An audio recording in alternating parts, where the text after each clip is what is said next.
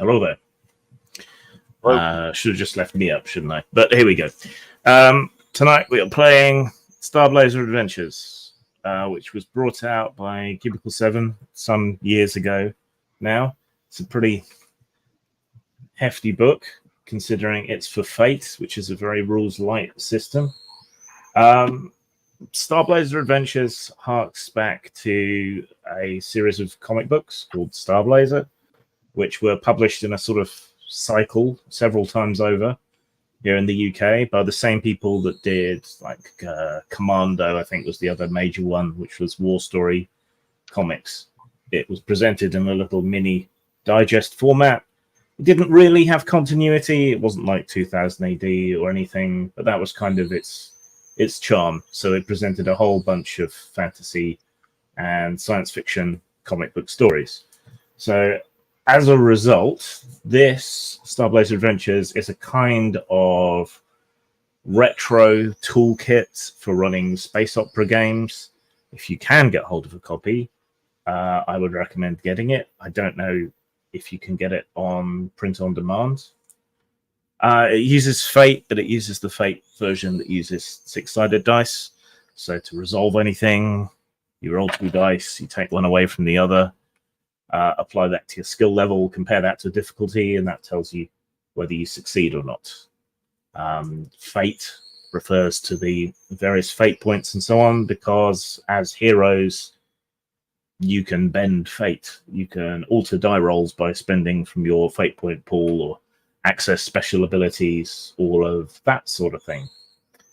But yeah, as a toolkit, very useful.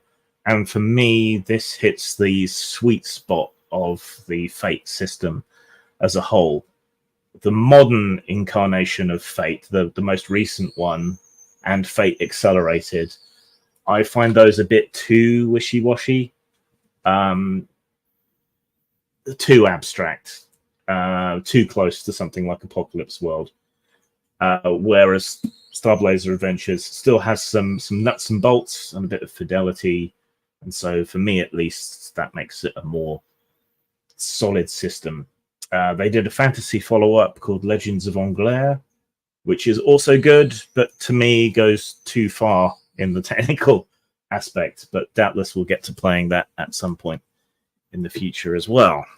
Tonight, we are playing a kind of Flash Gordon, Buck Rogers film serial knockoff with quite a few cues taken from Warren Ellis's Ignition City and a little bit of Ministry of Space. Though this was another instance where I had an idea and then someone published something that was very close to my idea, so I abandoned my idea. So whether I'll turn this into a game properly in the future or not, I don't know. Enough time has passed, perhaps. Let's introduce our cast of characters. Do you want to introduce your characters, please? Who wants to go first? Well, I suppose I'll go first. Hello, I'm Witch King, and I am currently playing a Flash Gordon-alike named Alec Villard. He was a World War II veteran who deposed the Daizan Emperor that came into Earth's solar system about a couple of years ago, and now he's adventuring, and these are his compatriots. Anything else about him? He has a lover who is not with us at this moment. He was the star quarterback for the Arizona Cardinals. He's kind of just drifting across space, kind of looking for stuff to do because everything since overthrowing the Emperor of Daizan has led to life seeming dull and boring. Is there anything else I should mention? That's good. Okay. I am Saul Kolev, a Jewish scientist, fled Europe for America in the war years, using his rocket knowledge of rocketry to help the Allies when the Daizan interrupted World War II. disprove the rehabilitation of the Nazi scientists. Or is that my goal? I'm sorry. I copied this into Notepad. Yeah, disproving the rehabilitation of the Nazi scientists and continuance of the Reich following the war. I became a recluse, spending my fortune on my own ideas that were dismissed as crank because they were based a bit on the mathematics of the Kabbalah. So think Jack Parsons meets Donnie Donowitz from Inglourious Bastards. And I have a rocket, the Prospero. Yes.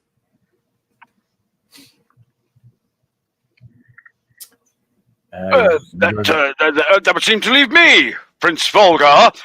I seem to have, in the transition from the film franchise, I seem to have lost my wings as Prince Voltan and gained whiskers. But hale and hearty fellow, slightly down on his luck, but bluff, I think, is the word to describe me. Bluff. And I have, as a player, absolutely no knowledge of this world whatsoever, so you'll have to forgive me for the slightly hazy backstory.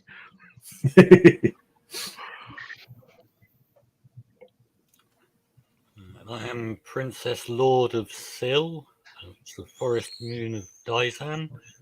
I have no knowledge of the world setting either, so sorry. You don't really need to. Just think old serials, film serials like King of the Rocket Men and Flash Gordon and Buck Rogers, and you're halfway. I remember watching Flash Gordon when I was a kid. So, yeah, I'm a 27-year-old princess of the Forest Moon who helped lead the revolt against the Emperor. But as a revolutionary, I'm not really trusted to be in power. So, I'm now touring the solar system. Right. So let's give you the cliff notes on the background. Though I think a lot of what's included has been understood as implied from the characters.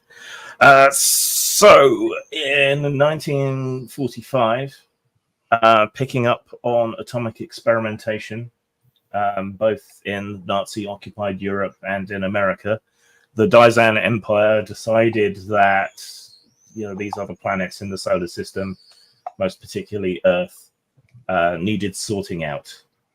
So they sent their war rocket fleet, which then interrupted World War II. But because the entirety of humanity pretty much was on a war footing at the time, they were able to fight back, cannibalize the technology with the aid of some brilliant scientists, and fight back, foment revolt in a very sort of CIA style on Dizan, which orbits exactly opposite the Earth and is a gas giant with many habitable moons. Foment revolt there and basically overthrow the Empire. However, Dizan forces do remain. There are elements that want to bring back the old Empire. And on Earth, there's an uneasy detente in Europe because the Nazi regime, minus Hitler, remained. Because everyone had to unite against the alien forces that were attacking the Earth. Needless to say, this has upset a lot of people, Saul amongst them. So, yeah, it's kind of an uneasy piece and a lot of disruption to society on Earth because of all the ray gun technology and the rockets and learning you're not the only sentient species in the solar system. Those things tend to mess with people. All of you were heavily involved in one way or another in either the Earth War or the war against Dizan or the revolution or all of the above. And after all that excitement and change, everything otherwise seems rather dull. So... It sounds like Kalergi's plan of a united Europe. Yes, sure, why not? One sec. I have one last look to see if T-shirt is joining us. He must be asleep. That's all I can figure. Useless bugger. All right. So, Act 1. You've been trying to get some excitement and so on, hiring on with the League of Worlds, which is a very sort of tentative organization of the various planets and their governments throughout the solar system, to clean up some of the mess from the war in space. So you've been signed up with Saul, crewing his ship, doing what you can, combating space pirates, salvaging dangerous weapons technology and so on, so that other people can't get hold of it. And that's what you're working on right now. The Prospero is currently hanging in space in the Lagrange point between the Earth and the Moon, where a lot of military scrap from various rocket battles has accumulated. So you're currently drifting through that mess, looking for any salvageable tech or dangerous things that shouldn't get into the wrong hands. So, what do you want to do? Out of the portholes on the side of the Prospero, you can see the broken and shattered remains of rockets drifting. Little fragments hit the armor and the shields of the rocket, flaring up from time to time. What do you want to do? Are any of the rockets of use to our ship? Like anything out of the ordinary? There may be some experimental vessels and things out there, but you're going to have to work hard to find out. Everything's so smashed and carbonized. A lot of stuff has been pulverized because it's been knocking into each other. But some hulks of the larger rocket ships are much more intact. Saul, what do you think? Should we look for these potential parts we can add to our ship? Oh yeah. We gotta build this thing up better. This is a first draft as far as I'm concerned.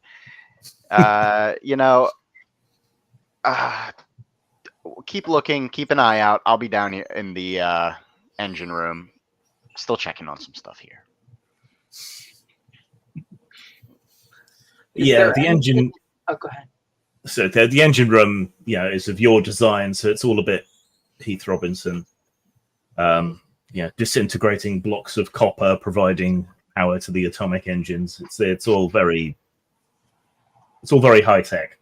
But at the same time, you've inscribed most surfaces with weird occult symbols that only you understand, which can be off-putting to anyone else trying to repair it. You do have a grapple system, and you do have an advanced sensor suite. Oh, so like little arms that come out, sub arms. Yeah, what was that anime series with the rockets with the grappler arms? Outlaw Star? Yep, there you go. Yeah, so you've got kind of an extendable big robot arm that can come out of the rocket to grapple things. Much better than that stupid tractor beam rubbish.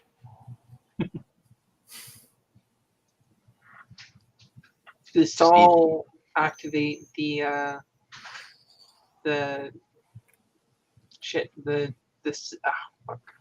arm? No, the stuff to the sensors. Sensors. Thank you. Sorry.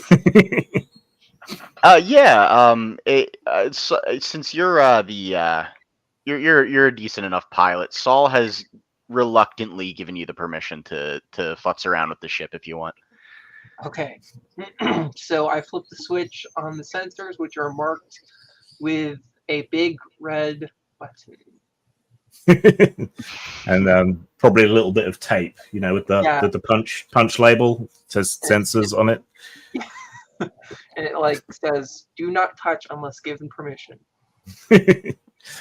All right, so yes, you click the toggle switches and press the big red button, and the radar beam starts sweeping around the outside of the rocket, and on the little readout, it flashes up, blips, many blips, because there's lots of junk all around you. And then in tiny little writing next to some of the blips, it shows somewhat what the various constituent parts of those are. So what are you looking for exactly? I am looking for anything that would be off the beaten path of all of the ships we saw in the war. And So anything anything new, experimental, or different? Yeah.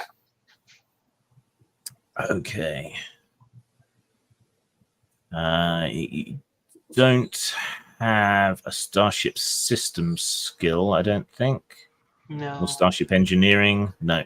So, roll 2d6. Okay. What I normally do is take the first roll away from the second, and I just roll 1 dice, but you can roll 2 dice. Just make sure you're consistent about how it goes.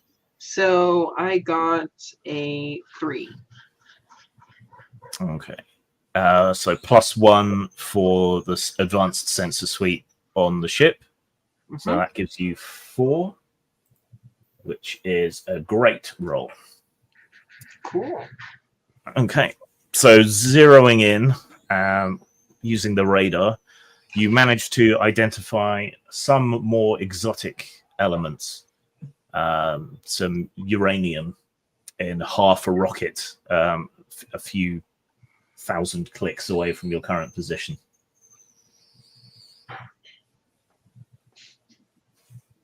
Okay, so I will start heading towards those parts. Okay, which means you've got to pilot through all this junk. Mm-hmm. So if you would be so kind as to make a piloting roll. Okay. And that is a 5 total because I have a piloting of 1, a 5, and a 1. No, wait, it's a. I read it wrong. So 1 minus 5 would be -4, right? Yeah, -4 plus your piloting skill. So it's 3, a -3. And plus the ship has a maneuver value of 1. So okay, so currently you're crashing the ship. Do you want to spend a fate point for a reroll, or do you have an aspect you can tag by spending a fate point? Aspect. I don't think any aspect I have would work with this, unless I'm somehow inspiring everyone to put in that much more effort to make this work. You're inspiring everyone to pay for rocket lessons, but you are of peak physical fitness, so your reaction time might be good. Okay. And you were a quarterback. Yeah, quarterbacks have to dodge people trying to tackle them. Mm-hmm. So I will re-roll then. And I will add in the physical fitness for the bonus. Okay. Well, spend the fate point and re-roll.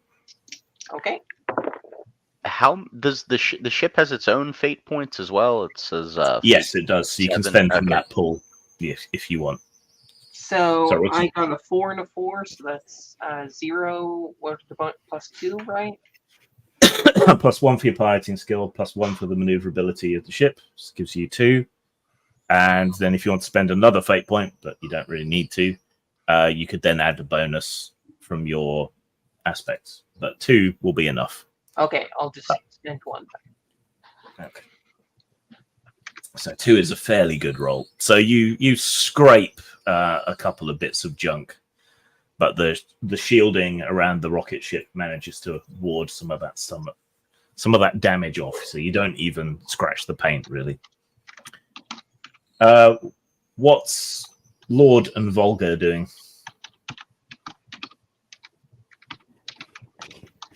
If anything. Well, Volgar was curled up in a warm spot near the engines or something, but the sort of screech and boom of this near collision caused looks around, scrambles, shuffles down into the thing, and I presume there's some kind of intercom system in this ship. Yes, mounted on the wall with a toggle switch. What on earth are you doing? I will pipe in on my intercom. Yeah, that's a good question there, Alec. What I told you not to. I told you you could have some freedoms around here with the ship where I don't have to stand over your back. But can you not crash it? Okay. I'm a little out of work with piloting the ship. I've been in dry dock for so long, so I'll just give you a little grace period, okay? All right. But I'm coming up. Okay. Is Lord doing anything? Yeah, so Lord's gonna offer her piloting skills instead to Alec, but she'll do it quietly in his ear just so that it doesn't embarrass him in front of the others.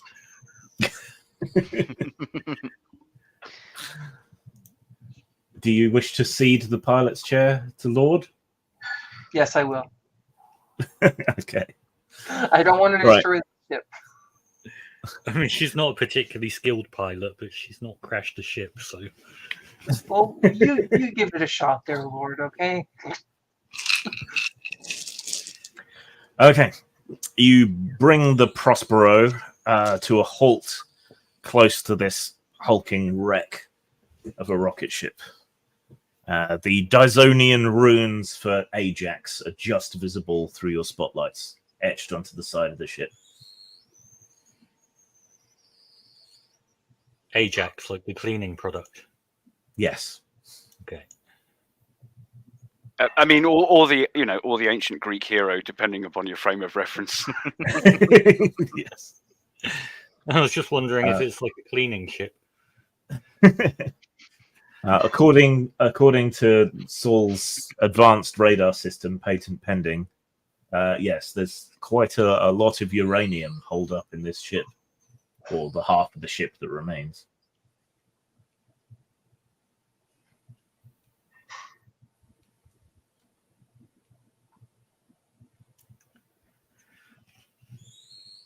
I say we could probably take it, put it in the Cargo bay? Yeah, I mean, get back to Earth. It's at least something we can use.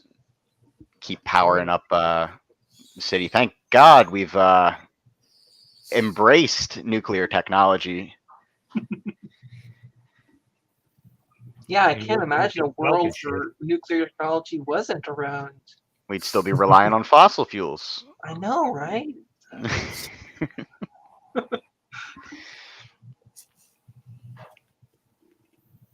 So, Saul, do you want to use the grabbers to get that? I'll let the pilot. That's a piloting, or is that an engineering role? That would be a piloting role to get into position, and then a ship's engineering role to use the grapple. Lord, why don't you try this again? Okay. Do you want to make a piloting roll to edge in closer? Well, I rolled 0. So Okay, so you add your piloting skill. piloting skill is 1.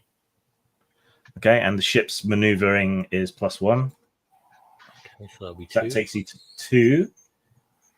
You need a good result to edge in completely safely. So you could spend a fate point for +1, or spend a fate point to tag an aspect that seems appropriate. +1 would be enough, wouldn't it? Yeah. Do you want to spend that off the ship's fate points or your own? How many has the ship got? I'm just scrolling down to it. The ship has 7 fate points. Yeah, let's give one of the ship's fate points to this, because it's Okay. the ship that needs it. All right, so you fire some of the electro thrusters, and the rocket moves sideways closer in towards this wreck. Then the proximity alarm bleeps, and a little red light lights up, which gives you enough warning to ease off and edge the tail of the rocket around a free-floating piece of debris. Who's going to operate the grabber? The claw. I've got a engineering of 2. Okay. It makes sense for you to do it then. All right, let's take it in nice and easy. And how is it? I tag something if I want to. Oh, actually, that's a good roll. It might not- If you feel you need it, yeah, you can spend a fate point to tag one of your aspects or one of the ship's aspects that seems appropriate. Well, I got a 4 with the first die minus the second die. Yeah. And What's your ship's engineering? ships, it's a 2, so I add that as well. Yeah. All right. And grapple system +1. 7. 7. Yeah. So that's an epic success. With casual and debonair skill, you grab the little joystick and the switches, fire up the grabber. The top of the rocket ship unfolds and opens out, and the big robot arm reaches out, probably with what looks like a human hand on the end of it, because you're more high tech than most people. You swing the arm out, and more little spotlights light up on the knuckles, and you reach inside the ship, trying to ferret out the block of uranium inside. You're pretty familiar with Dysonian engineering, so you fairly quickly figure out which containment unit has the uranium in it. Being such a dense element, if not used directly for atomic power, uranium is also useful to disintegrate for atomic power. So it packs a lot of power into a small, heavy, inconveniently radioactive bundle. You grab hold of it and start pulling it free of the ship. Cables and restraints and things snap under the force of the titanic claw. You've got it about halfway out when those of you on the bridge are suddenly deafened by all manner of alarms going off. I didn't do anything. No. I'm gonna check the computer or the sensors. Is there anything nearby? Make a ship systems roll with a bonus of +1 for the advanced sensor suite.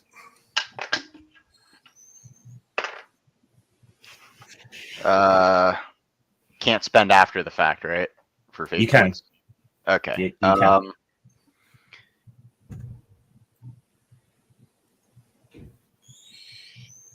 Sorry, I'm trying to think of what edges I can apply here. So it's my ship. Can that be that's a Is that an aspect? one? Oh, aspect of my character. You can if you just want to spend 1 for 1, you can do that anyway. You don't need a reason. Natural born genius. Yes, a natural born genius would be a great aspect for this. So you spend 1 fate point, and then you add 2 to your result. I'm also going to add intuitive grasp of technology. Okay, that's another fate point. Oh, I got to spend for each. Okay. Yeah. All right, I'm going to do both of those. And I'll use 1 from the ship and 1 from myself. Okay. So, what's your total? That's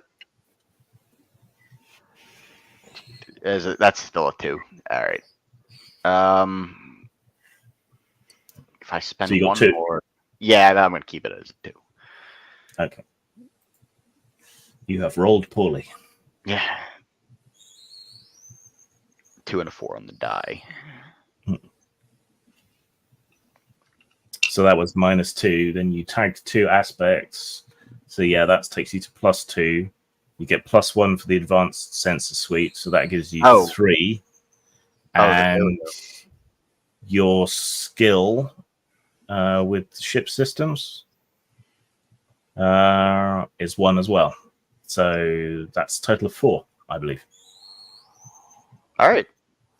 Better than 2. Much better than 2. Okay, that's a great result. Okay, looking at this readings, these readings, it looks like you're at the early end of a big solar flare, which has created a cosmic storm is about to sweep through this area.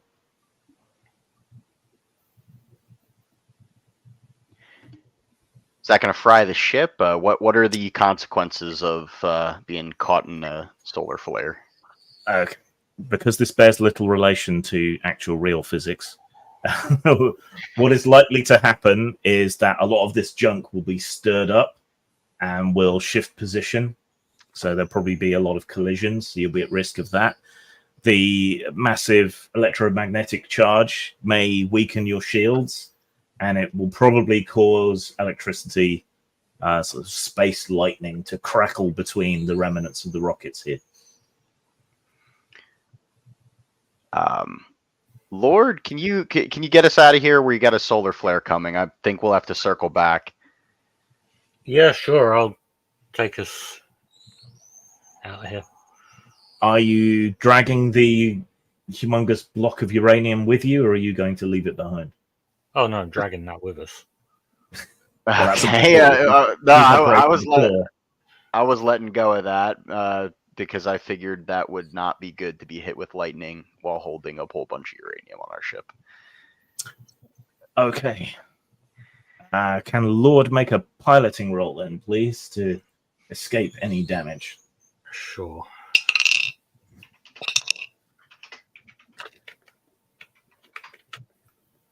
Two on the dice, plus my piloting is 3. Plus the maneuver makes 4, which is a great success, but not quite good enough. You're going to take a small amount of damage on your way out, unless you want to spend a fate point. Yeah, go on then. Let's spend a fate point.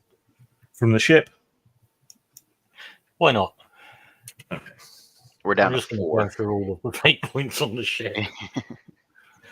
All But right. we've all got our own individual fate points, so once the ship's ones are gone, we can just use them. Yeah, you can spend your fate points on the ship, but only vice versa when the ship could potentially help you in some way. Like if you took damage when the ship was taking damage, you could spend from the ship's fate points to protect you, that sort of thing. Okay, so yeah, you release the block of uranium and start pulling the claw back into the ship. Lord hits the thrusters and tries to move out of the debris field. As you're on your way out from all the whirling scrap, it starts to crackle. Electricity and cosmic lightning crackles between different parts of it. The energy seems to drain your shield systems a bit, and so you do clonk into a couple of pieces of debris that your shields can't repulse because they're being jammed by the cosmic storm. So you've scratched the paint, but no real significant damage.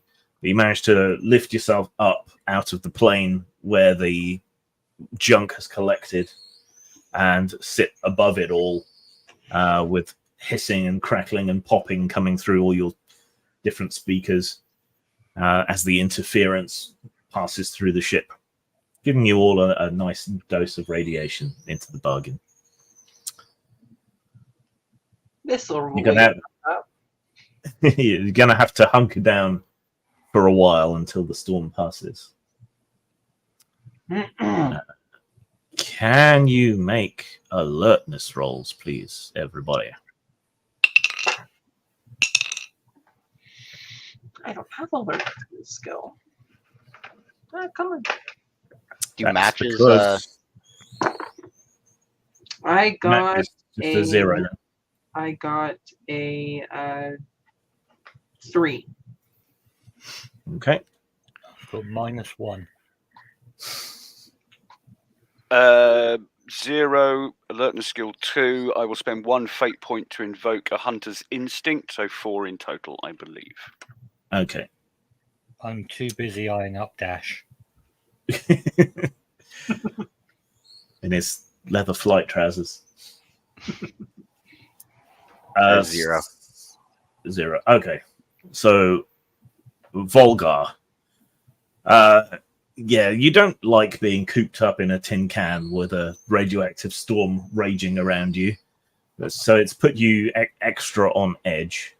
But in amongst the hissing and crackling and popping of the radiation passing through the speaker and intercom systems, your ears perk up, and you recognize human Morse code hidden in the radioactive static.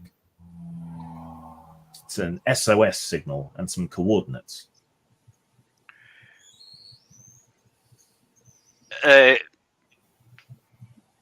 He was still down, sort of in somewhere obscure and out of the way, leaving these people with opposable thumbs to do what they do.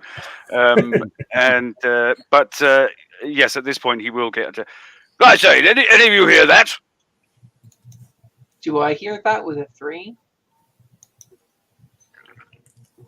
Once your attention is brought to it, you can pick it out on your military experience. Yes, that's Morse code. Saul, quiet. This is Morse code. Oh, all right. Can I attempt to? Oh, you said it was SOS. All right. Anything else in there? And some coordinates. Yeah. Okay. Skills. That would be academics to figure out where that's at. Everything's pretty loosey-goosey, so yeah, academics seems like a good enough fit to me. I would also accept starship piloting,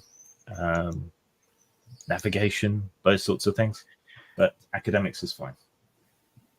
Or getting back, I'm going to try science.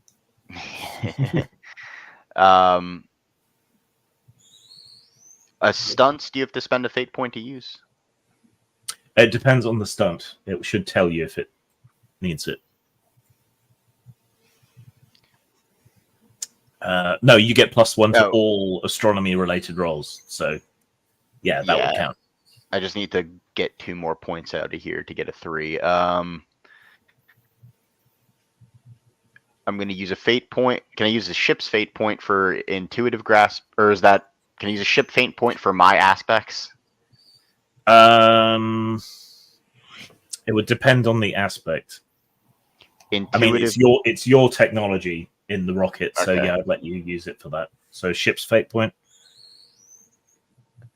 And I'll spend one of mine for genius, and that brings me up to a 3. Okay, you need to start rolling better. Yeah, I really do. Okay, so yeah, you listen to the hisses and pops, the dars and dits, and you scribble down the coordinates and check it against your computer navigator. It's suggesting a particular spot in the whirling gyre of starship and rocket ship remnants. So one of the larger wrecks from the sound of it. You've never gone that near it before because there's warning beacons all around it. But the SOS seems to be coming from within it. It seems like somebody's in that large wreck, or at least something. I think we should go check this out. Somebody's in danger.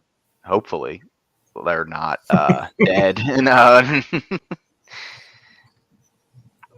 So we just flew away from danger and now we're flying back into it. Well, we didn't have a reason to go back, and now we do.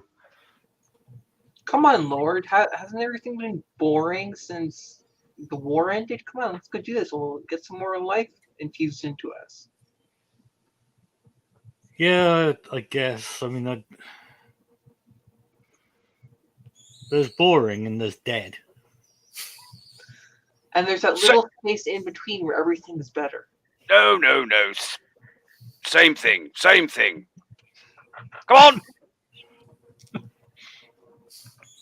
And he's Volgar is literally bouncing up and down in what could only be described as a Tiggerish manner. Come on! I'll let you take control, Dash. Okay, I'll take control. Are you Okay, all piloting for this? you do, and the storm is still raging, so this is going to be quite difficult. Okay. Then Would he get any bonus if he sat on my lap? could I add Defiant to the last for a bonus? Um, Defying the gravity of the situation and the storm and well, invoking your defiance would really be in situations of certain death. So, okay. not really, no. Well, let's see. What else can I do? Can I just spend a fate point to add a +2 like you could in Fate Core? You can spend a fate point to add +1, Okay. or you can invoke an aspect for +2. What aspect would make sense though? Star quarterback, peak physical fitness. That's about it. Yeah, I'll use From Star the ship, this time. from the ship, you could invoke finest German engineering or tough little ship. Star quarterback. Mm-hmm. Would that be if people were enthused about your performance? Would that work? Because Volgar's going to be standing behind you going, yes, yes, come on, yes, yes, go! Well, I'm still Go. I'm gonna spend the fate point to invoke my star quarterback for the Arizona Cardinals aspect. So let's Okay. see how this goes. That is a 1. Okay, so you add your piloting skill. Yep, and that is a 2, and then the star quarterback is a +1, so that's 3 total. +2. Oh, for +2, Star so it's 4. and +1 for the maneuverability of the ship. 5. And then you've got Prince Volgar cheering you on and jumping up and down. So 6. He has a leadership skill, so I will allow an additional +1. Okay, so 6 total. Okay, so despite the raging storm and the lightning bolts crackling across the outside of the ship, you dive back into the whirling mass of junk, picturing it as if you were back on the sports ball field, twisting and turning the rocket in and around and through some of the big bits of wreckage, probably causing everyone else to have a brown trousers moment. Then you come whooshing past one of these warning beacons that has been left. You know, as it feebly radios to the ship, "No, don't!" And you hurtle in towards the hulk of the rocket carrier, the Hoon, or what is left of it. Once you're in the kind of gravity shadow of this wreck, you're protected from the worst of the electromagnetic radiation and the whirling debris. So things calm down and you slow the rocket to a crawl. So this was a gigantic, rounded, saucer-shaped craft originally, and then it was broken in half. So it looks like an enormous metal half moon. Its exterior was decorated in gold and red, the ostentatious colors of the Daizan Empire. Now it's a burnt-out wreck.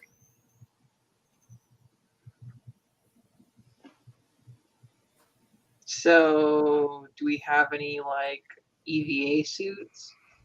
Yes, Okay, spacesuits. that too. I'm used to the more high-tech sci-fi. Okay, so I say to everyone, let's go get those suits on. We'll head out. Who's going to stay behind to keep the ship going? Is the robot here? We can say the robots here. All right. Robot. Yes, master. Keep an eye on things. We're going. I out do for not a run. have any eyes, master. Keep doing what you're doing. Very well. I shall continue flailing my claws ineffectually.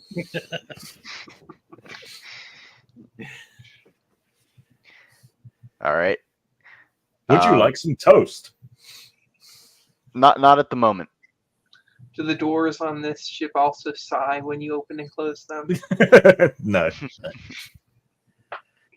All right. So the humanoid crew clamber into their spacesuits, ready for an EVA. You've probably got a rocket sled or something that you can use to scoot over. Probably have a couple of them for all of us, or like two at least, so you can fit like two people on them or something. Yeah. Then I get on the rocket sled, look to Lord, look at the rocket sled.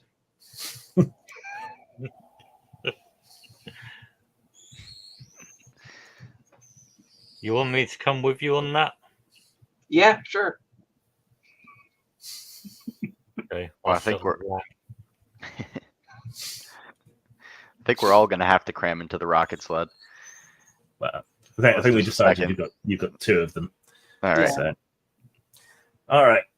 So you move away from the Prospero. Saul, looking back, you see all the burn and scoring marks from the lightning bolts and a couple of small collisions. That's going to need repainting. Rough draft. That was right out. All right. The little spotlights light up on the front of the rocket sleds, and you scoot slowly over towards this enormous cliff-like wreckage of the side of the Hoon. There's all kinds of twisted cables and conduits and bits of framework sticking out. Can the people who are piloting each of the rocket sleds please make an alertness roll? And Okay. Saul is probably going to have to take this at penalty since Volgar is clasping him so tight, almost cracking his ribs, hanging on for dear life. Oh, All no. right. That's a 0. 0 for me. Okay.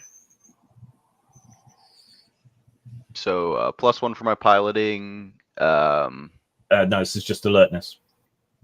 Oh, I don't have that one. Still 3, unless I'm taking that -1 from Volgar. No, to be generous, no. Okay, so Dash is distracted by the svelte form of Princess Lord pressed up against his back in her skin-tight spacesuit. However, Saul, while distracted by his own mind, wandering away into calculations and thinking about paint jobs for the rocket, does eventually sort of come to as you approach the side of the Hoon, and you notice a small blinking light on the sort of bottom right-hand corner of the wreckage. Something still has power.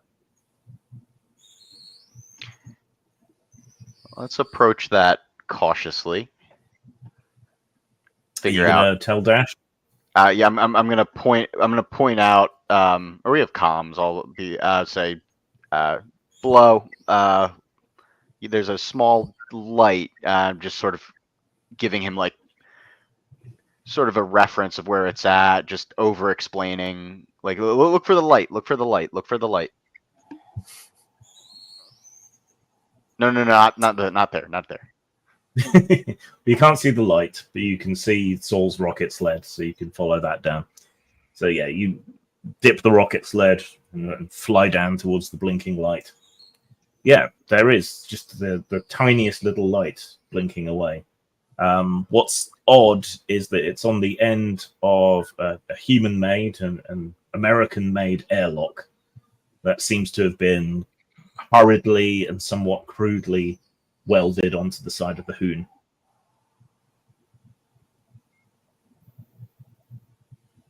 Didn't hear anything about this.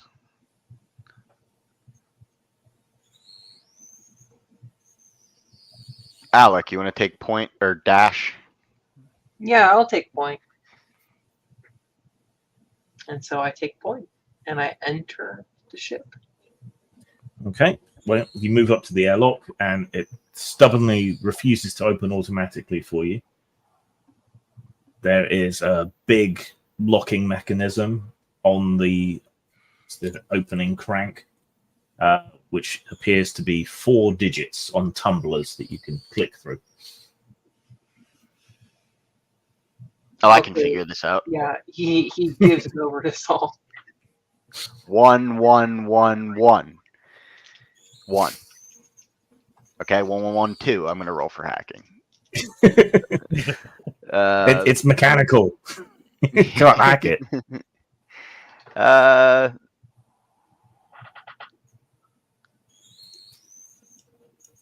Intuitive grasp of Okay. technology would work. Or stand back. I'm going to try science. If it All right. counts as mystery, I'd get +2 on it. Mm. I'm going to use stand back. I'm going to try science. Okay. And do I add my science skill to that? You're applying science to it, so yeah. All right. And +1 for physics as well. +1 for physics.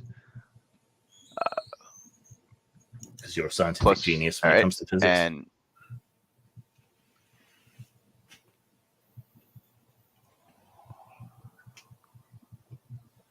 so what have you got? add 11, if I'm doing that right.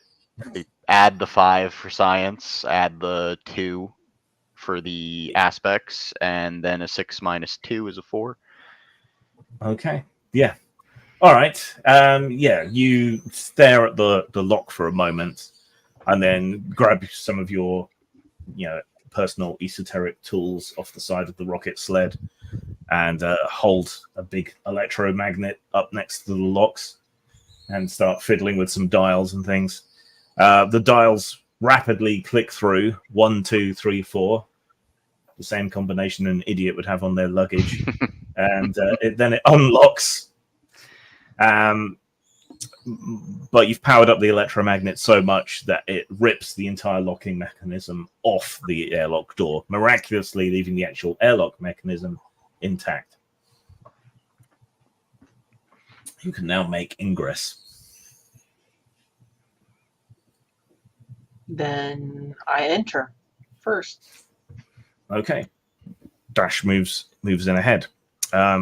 It's a cargo style airlock door, so there's room for all of you to get in if you so wish. Okay. Yep, following. Crank it closed, press the big button. Your suits stop being quite so inflated as the air pressure normalizes. So in theory, there's now breathable atmosphere in here, and the inner door clunks and opens. Volgar immediately takes off his helmet. It smells like plants, but there's something else, a chemical tang, like a doctor's clinic or the dentist's office. Taking my helmet off, can I pinpoint that chemical? Yes, you can try. Make a science roll. There we go. It's a -3 plus 5 is a 2. And I will spend another fate point. Can you get these back at any Yes, if I impose something bad on you or you do something heroic, you can get points back. So actually, yeah, Dash should have gotten a fate point for that genius piloting maneuver. Okay. So I will add another fate point to my pile. Yeah. So what was your total then? I'm 3 at again? 5 now. 3. You can't quite place the chemicals, but the smell, there's starch and S. tuberosum, or the common potato? Potatoes. The I guess they've Irish. got. I'm Alright. going to take my helmet off. There are plants here. Yes. So even if they're only potatoes, the smell of plant life makes you think of home on the forest moon.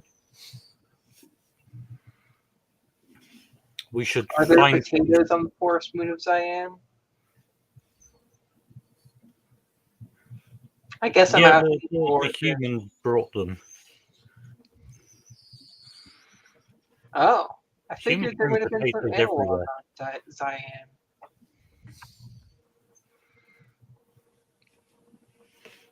Some kind of tuber. Mm-hmm. But we should find these potatoes and have a chat with them.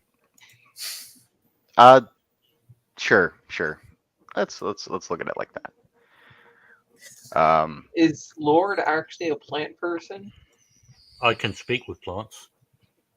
Okay, so you're probably a plant person. Oh, so I would have known that. I thought that was just a little bit of alien miscommunication. Well, you know, she All right. says she can talk to plants. Never so, seen it. You know, and one should always humor a beautiful woman.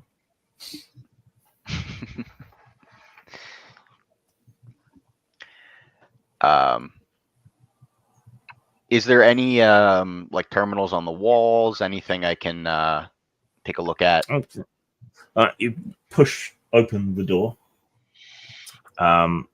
Inside the airlock is what looks to have once been, God knows what, on the on the original ship, but it has been stripped out ever since, and is full of cages on little wheels, so they can be wheeled about in the artificial gravity. There doesn't seem to be anything in the cages right now, but there's quite a lot of them. There's also a few empty crates which seem to have been brought from Earth. Some of them have English words, stencils on the side, various supplies. They look to be chemicals of various kinds. And some others have stencils on the side in what seems to be Spanish, with the same kind of materials and so on.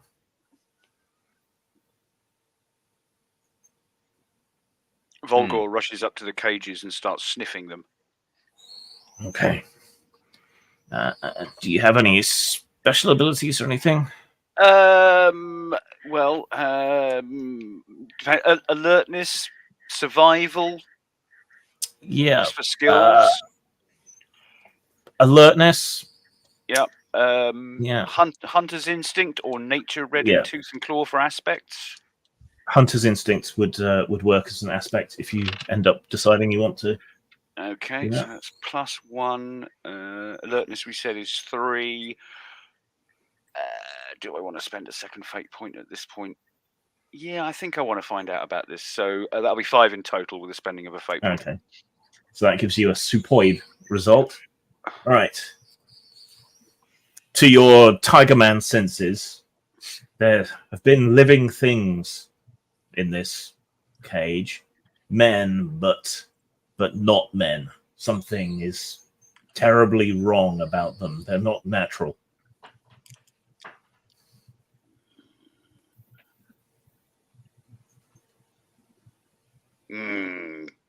Don't like this. What is it? Smell that? Smell that? Just the potatoes. Potato, some kind of fucking potato. There's a fucking obscure reference. Big Train, for those of you who know. Potatoes. No. Here. Can't you? Oh, I forget. You apes. No, look. In here. Point, rattling the cage. Who are you calling an ape? Yes, I'm sorry. I do defer to the woman who can speak with tubers.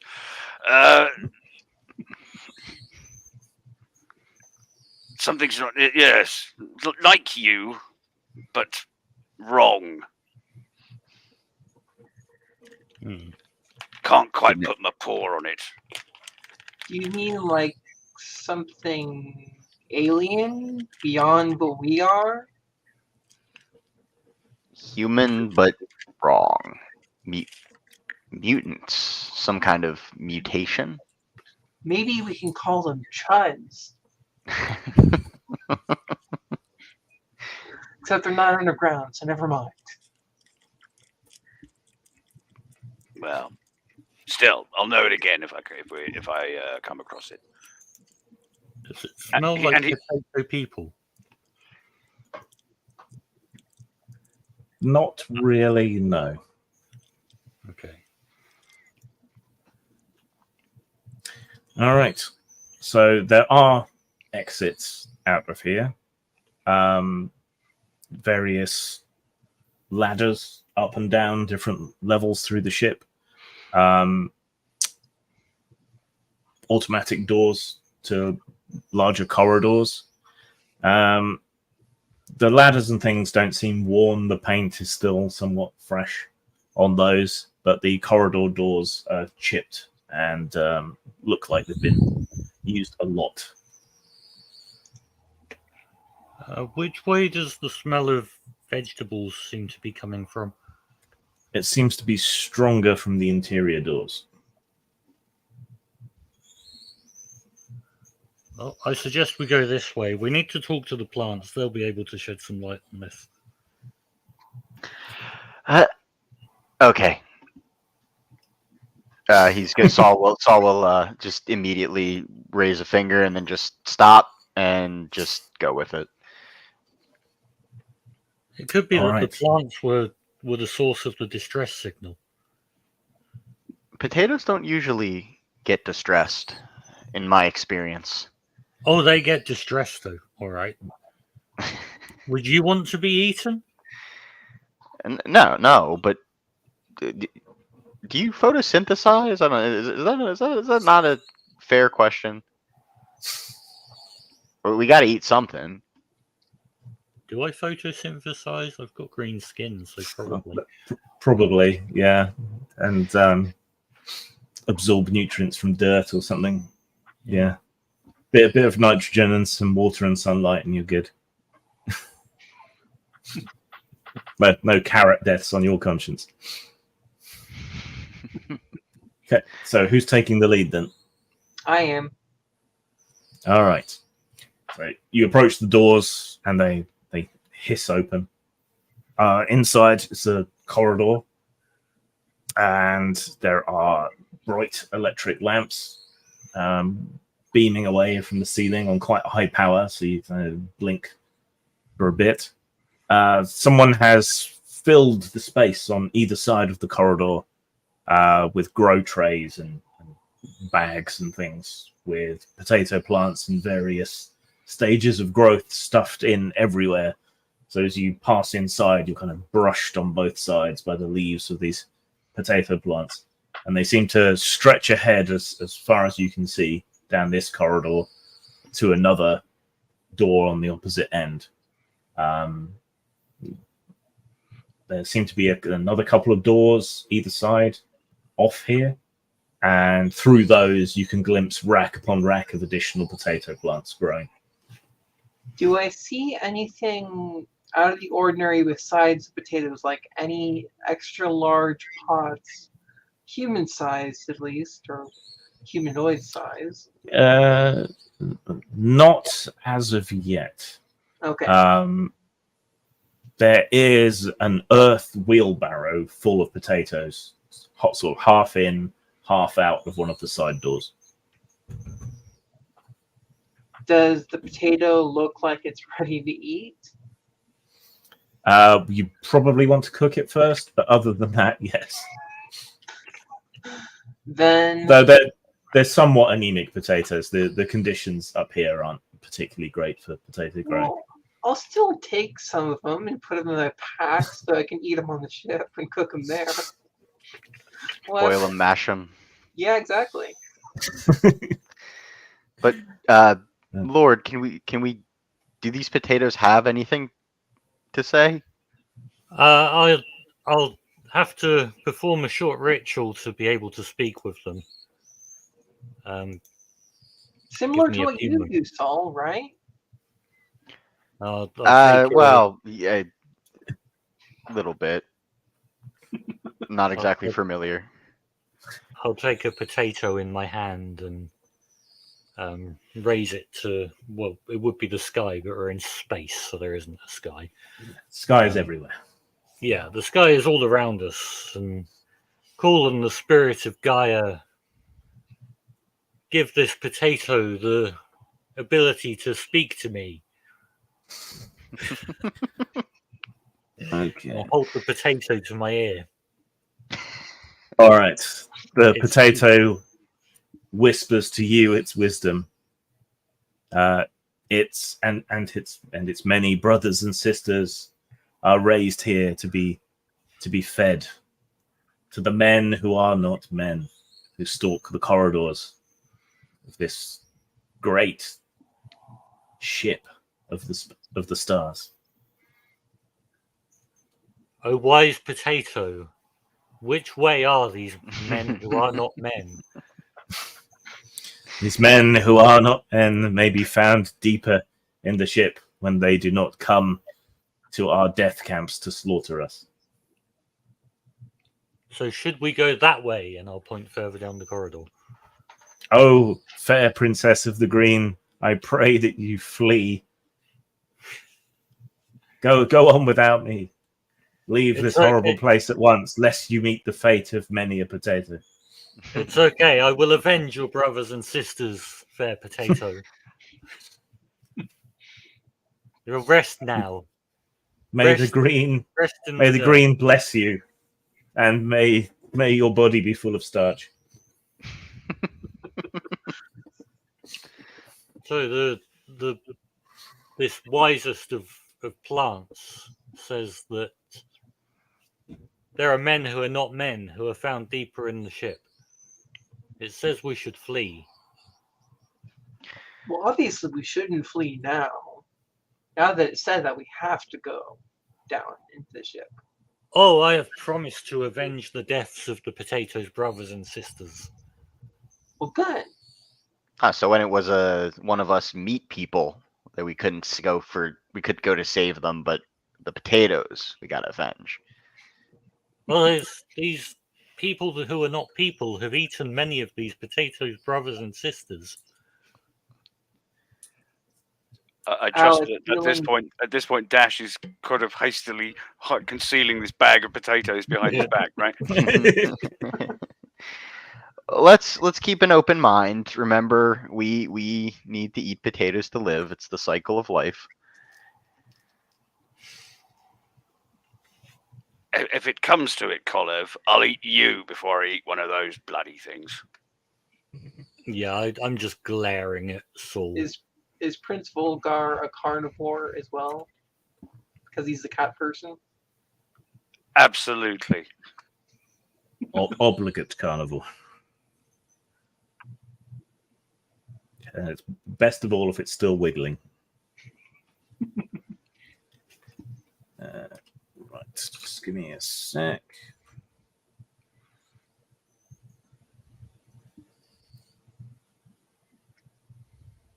All right. So, yes, through your plant telepathy, you have a vague kind of idea of which direction these men that are not men are from. I suggest we go that way, and I'll point in that direction. I go that direction.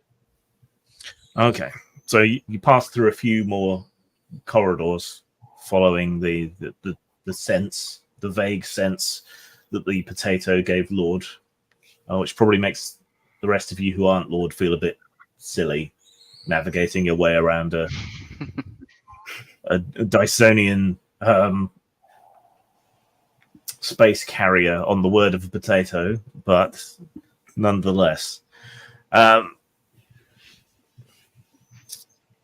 The interior sections do seem to have power and increasingly you're hearing the thrum of that power in the bulkheads of the ship, and seeing more and more tubes and pipes, some of which seem to have been added or repaired, and they all seem to be channeling power or chemicals and things all in the same direction. So you're passing through one of these big rooms full of tubes and pipes.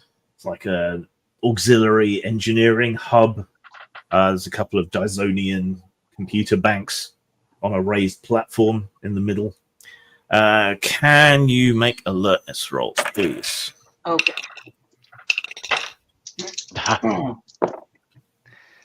That is a 0. I got a 1. -4. 4 in total, but I haven't spent any aspects yet, and I don't want to metagame it because. So that's it. Well, you only need to get higher than 0, which many of you didn't manage to do, but Volgar got the highest. So as you're passing through this chamber, sort of looking at all the pipes and things, it's a bit darker in here. It's got that grimy engineering hold sort of feel to it. But Volgar, that weird chemical smell that you detected before, it's much stronger, and your slit-like cat pupils open up hugely in the dark to draw in as much light as possible, and you see a strange-looking man and some compatriots sort of half hiding behind some of the pipes, peeking over to look at you. So those of the crew who've spent any time with him will recognise the slow flick, flick, flick of the tail. And he actually goes down onto his haunches and growls. All right. Your growl is met by a roar and a bunch of weird, mutated-looking men with bright pink skin and no body hair, no navels, no genitals, come leaping and hurtling their way from behind the pipes, descending upon you from all directions. But thanks to your magnificent senses, you are not surprised. Initiative rolls, which is an alertness roll, please. Okay. Tell me what you get. 2. I got a 0 again. I got a 1, but I definitely want to spend an aspect here for an aspect here. Okay. Nature red in tooth and claw. Spring forward. Yep. So that raises your initiative to 3. Yes. What did Saul get? A 2. And what did Lord get?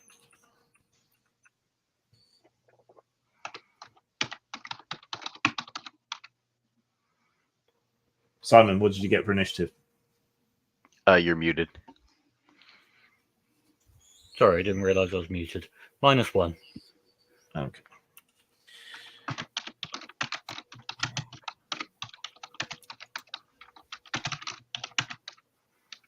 Right.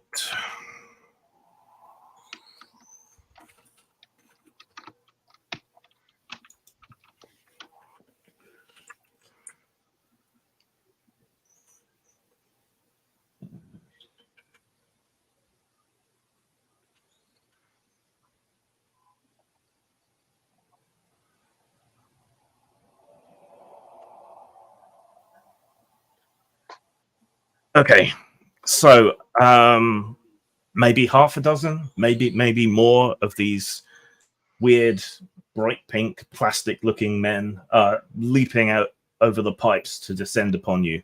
Volgar, however, was in a state of cat-like readiness, and so is able to act first and intercept them should he wish.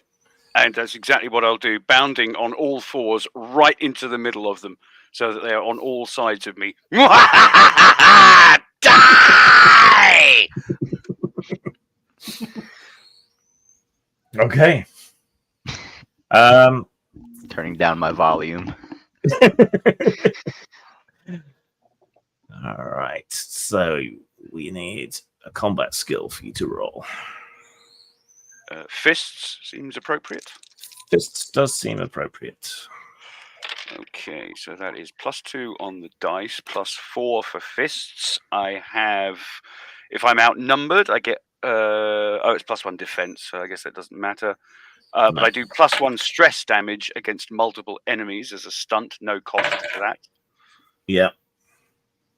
And if I tag an aspect in combat, I do an additional +1 damage. So 2, so that's 2, what did I say? 2 on the dice, 4 for fists. I'm going to tag nature, red in tooth and claw. So that's 8. So that gives you +2. 8. So it's 8 in total, I believe. And I get +1 damage for tagging an aspect in combat. Yeah. I assume. And you get +1 damage if you hit for your natural weapons. Yes. So that will be a total of 10 then, right? Assuming it's all just folded into one attack and damage roll on the same thing, yeah. Yeah. Okay. So, all right. Yeah. You leap forward, land in the middle of them with your claws extending and rip and rend and tear around yourself. They're tough, a lot tougher than normal humanoids are, but they still rip and tear under your claws. They don't seem to contain blood vessels.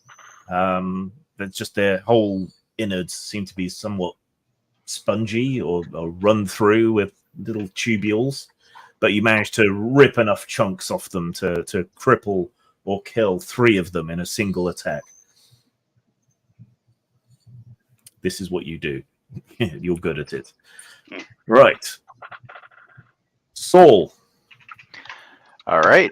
Gonna take out my 38. And I'm gonna start blasting.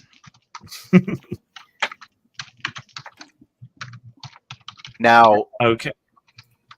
can I add my scientific genius physics to this, because shooting a gun is a physics related role?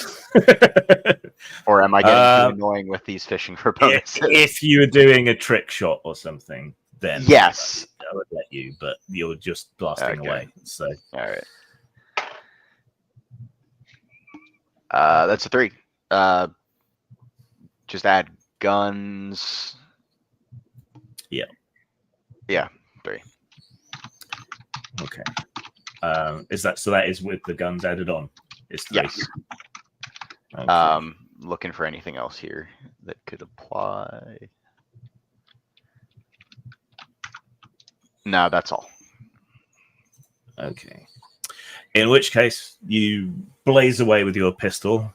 Well, this being kind of old film serial territory, that probably just means holding your gun and going. But you completely fail to hit any of them. They're swinging and leaping and moving through the pipes. One of your shots hits one of the pipes and bursts it open, and a jet of cold, misty gas comes hissing out of it.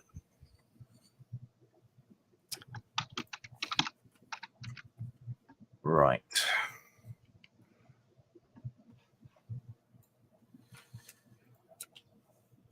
Three of them try to fight back against Volgar, and 2 of them close on Dash. Okay. So Can I try? Oh, go ahead. wait a sec. So can Volgar make a defense roll, please? The athletics to dodge. Athletics is 2. So on. Ooh, that's not good. -3, -1. When outnumbered, I get +1 to defense, so I'm on 0. This is getting a little dodgy, but I think I'm going to have to do it. I'm going to invoke Hunter's Aspect for 2 more points to give me some kind of reflexive, instinctual dodge and duck. Yeah. So 3 in total. So that. Sorry, no, 2 in 3 total. in total. 2 in total. 2. Okay, so you take 2 health damage from being battered by these weird-looking pink men. 2 health. Now, can I cancel that out by taking a minor consequence? You can. Taking a minor consequence reduces the damage by 2. But we need to think of a consequence. You are dazed from being punched in the jaw. Okay, what does that do? Gives me -1 to something for duration. So it's an aspect that I can invoke on behalf of the baddies. Gotcha. Or force on you to make things slightly more difficult for you. Cool. All right. Okay. And the remaining 2 leap on dash. So I need a defense roll from dash. Okay. Where is defense? Do I not have it? Be athletics to dodge. Okay. Which I have a 5 in. Yeah. That is a 4. Okay. So they leap at you inhumanly strong inhumanly strong and tough, but you manage to ward them off with your brawny arms and toss them back, and they try to recover and close on you again if they live till next turn. And it's your go. Okay, I am going to use my fists and pummel these things until they die. Okay. Make an attack roll. Okay. That is not good. That is a 1, 2, 0, 3, 4. So that's a -6, I think, because I got a 2 for my the die that I count first and 4 for the second one. So that would take you to -2. But what's your brawling skill? +3. Okay, so that would take you to +1. And then I want to spend a fate point to use peak physical fitness. Okay. So that'll take you to +3. And I think that's all I can do. Okay. And you're using your fists, so I don't think they add anything to damage. Do you have any other I have a survival abilities? knife. I have a You survival could use knife. your knife if you want. Yeah, I'll use my knife. I don't seem to have a gun on me. That's a shame. Yeah. You have to take one when you can get one. Mm-hmm. All right. So these things swing at you. You ward them off, then grab your knife from your belt, sliding it free of the leather, and stab one of these things through its eye. It gives a horrible hissing shriek and twitches a bit and then goes still. Hit them in the eyes! Right, Lord. I'm going to shoot them. With what? I'm not sure they deserve to be killed, but with my gun, bolt slinger. Okay. Or range 3. Yeah, think Chewbacca, bowcaster. Yep. Okay, so that's +4 damage if you do hit. So it's a guns roll to hit. Okay. Are you going for the one by dash or the ones fighting Volgar? The one by dash. Okay. So I've got a 1 after adding the guns thing. That's not going to do anything though. So that is enough to hit. Is it? Yeah. So and then +4 damage for a hit. So yeah. So Dash drags his blade out of the skull of the first dead man, turns towards the other, just in time for you to bring up your bolt slinger, and fire a bright green bolt of plasma into it, burning a head-sized hole through its chest. It's thrown back against the bulkheads in a big pink splat. Right, Volgar, you're facing 3 of these creatures. Okay, so I'm outnumbered. That's a good thing. So it's 2 plus 4 fists for 4 is 8.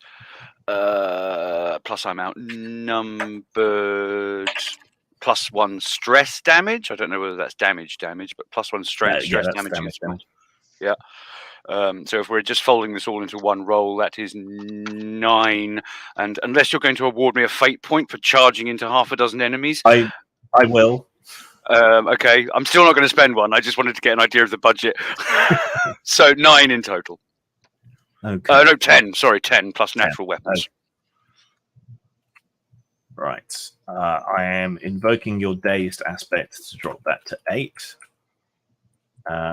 Then did you add in the damage for your claws yet? Yes, that's counting. Okay. Right. So your head is still ringing from the blow that punched you in the side of the face, but you whirl on one of them, sort of blink away the double images, then decide, yeah, I can't blink away the double images, so I'll claw both of them, which seems to work quite well. You bear another one of them down to the ground and tear his throat out with your fangs. Saul, there are 2 left standing over Volgar. I've got an idea here. Can I shoot the pipes to release the jet of that ice cold steam, whatever it is, hopefully either distracting them or injuring them? Yes, you can. All right. And I can use that +1 for this, right? Because it's trick. Yes. Okay. Yeah. Nice.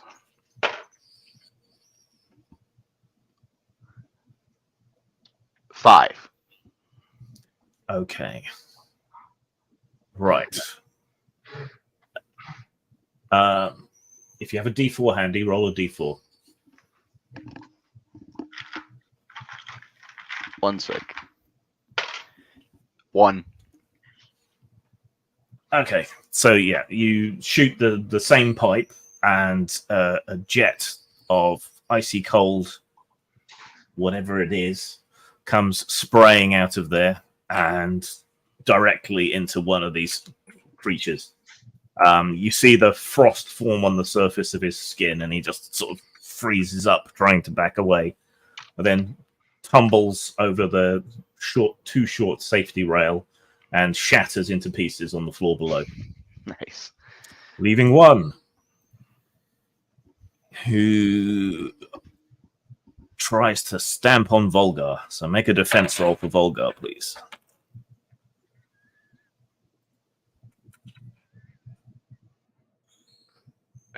+1 on the dice. And it's athletics, so that's 3. Tough hide, which I think I probably should have applied last time, but I forgot. That will reduce from the damage afterwards. Oh, okay. So what did I say? 1, 2, 3 in total, I believe. Okay. So he lands a blow on you, but it's completely ineffectual. It just bounces off your tough hide. Huzzah for leathery skin. Right. Dash. Yes. What do you want to do? There's one left fighting Volgar. Okay, I want to use my might and pummel it to death. Okay. So I'm gonna like run up to it, do some football maneuvers, and then just like boom, boom, right in the thing's head. Okay. All right. That is a 3. Okay. Right. Yeah. You come barreling into the thing, knock it away from Volgar, and then beat it to death with your meaty fists. Unless you want to render it unconscious, it's your choice. You can kill things or take them out. I was not known for my smarts during the war, so I'll kill it. Okay. Yeah. You carry on the beating on its bright pink face until something inside gives with a crunch, and its flesh turns into the consistency of taffy under your fists. They appear to have all been dealt with. He looks around. He's like, I have a strong temptation to taste this, but I don't want to die. Well, Volgar's already licking himself clean, so you'll soon find out whether it's toxic, or at least for me. Well, cats like chewing plastic, and that's kind of what it tastes like to you. Somebody's going to need to get out a ball of string and to drag me away from this. I'm gonna take a look at the. Oh, sorry. I was just see. Yeah, you hear briefly some banging on the pipes in the distance, and some wordless moans and screams from other parts of the ship, but they quickly go quiet. Carry on. I'm gonna take a look at these strange creatures. Is there anything I can discern biologically from them? Biology isn't your field as much, is it? I went to school though, but you are right. He's At the end, you are a genius. Yeah, a natural born genius. Natural born genius. If you would I have to spend a point to use that, or just? It's still science, so yeah, make a science roll. See what you get. 4. Is that with the +5? Yes, I rolled 2 1s. Or wait, Okay. no, that's just a 5 because it's a 0. My bad. Okay. I was a bit overzealous with my fate point, so I'm being very stingy now. Okay. So 4 then, yeah. Well, the 1 and 1 would just cancel out, so it Cancel would just out be to a 0, 5. so- Yeah. So 5, which is a superb result. Nice. Okay. They are tall, muscular humanoids that don't seem to have any individual organs, particularly, other than their eyes, maybe a few other bits, but otherwise their insides are mostly sort of one big general mass, almost like they're a colonial organism like coral or a sponge or something like that. The material they're made of appears to be artificial. There's a visible seam running all the way down around their body, like they've been kind of pressed in a mold or something. But despite that, each one has its own individual shape. They're all slightly different. They're not perfect by any means. No navel, no genitals. So you're not sure how they reproduce or how they gestate. Molded men. Oh, I think these. I will declare these are golems. Golems. Golems. If you want to say it. And is their sort of aroma familiar from the cages? Yes, it's the same aroma. Oh. And, See, men, but not men. they're a bit starchy as well. These Might are as well who be bloody potatoes.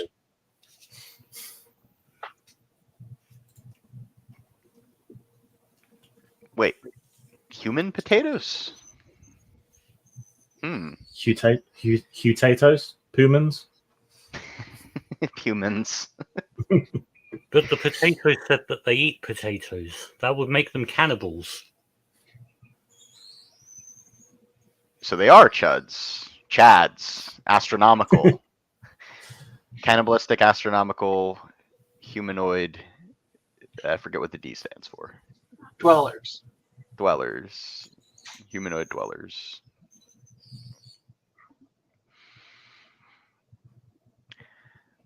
Whatever's screaming, I think we should go that way. Unless the potato says otherwise. Does the potato say otherwise? The potato's been put back in the dirt. I could The ask potato- another one. The potato's guidance would take you on past this chamber, following the way that the pipes and power conduits were heading.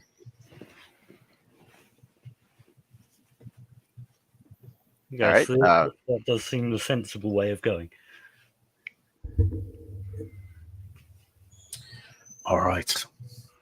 So the next set of doors hiss open, and this appears to be leading into an old sort of lower decks barracks type situation.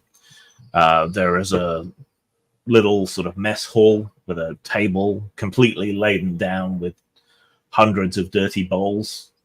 The smell of potato is extra strong in here.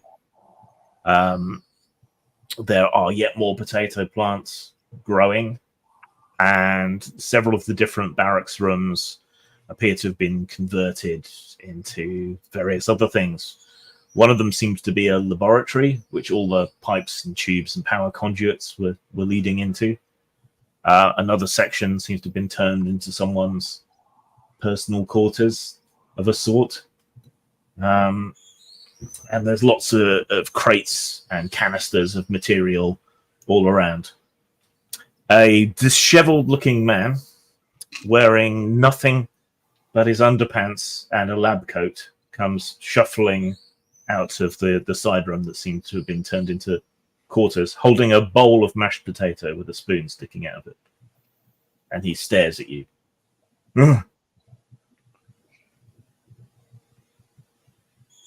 Hello there. I am Dash, and I saved the Earth from Cyan Emperor. And this is Saul Kolev. He's a scientist. Prince Volgar, a Tiger Man, Prince as well, and Princess Lord of Sil, the forest moon of Cyan.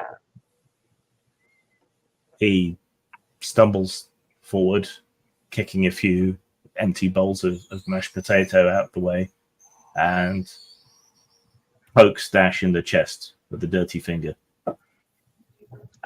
Yes, can I help you? Are you real? I mean, are any of us real?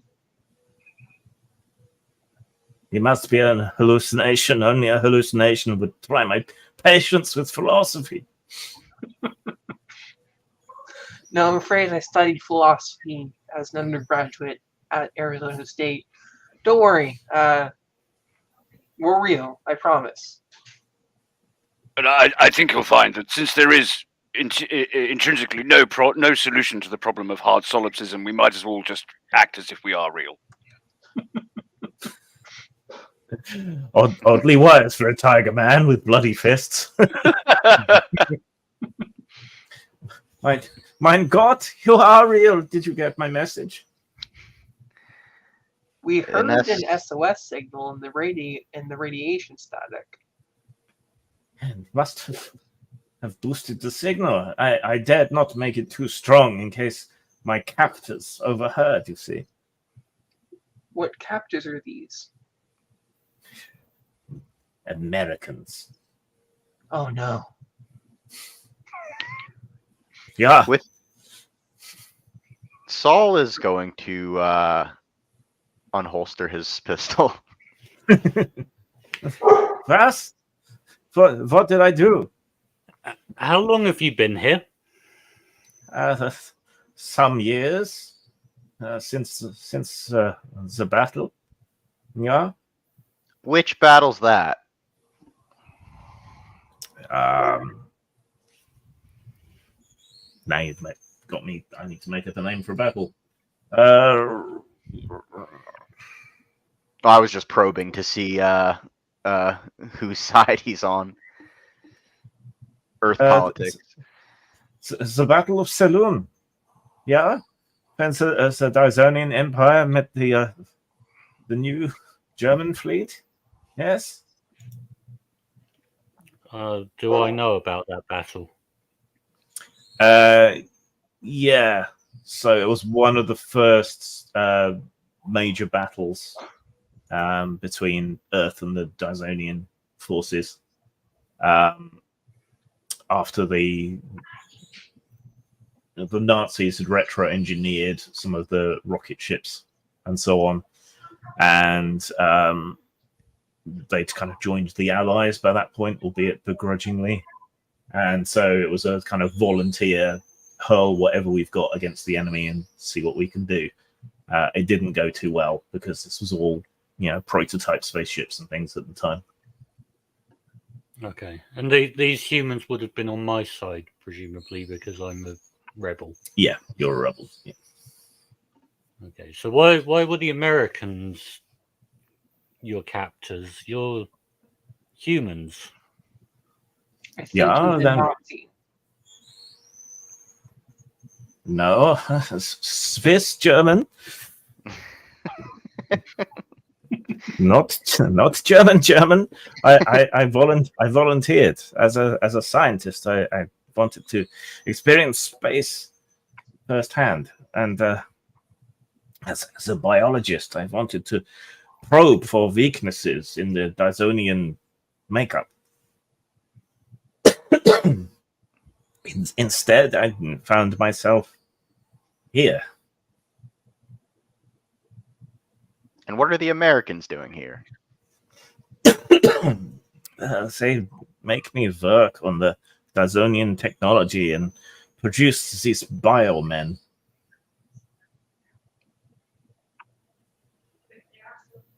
Biomen?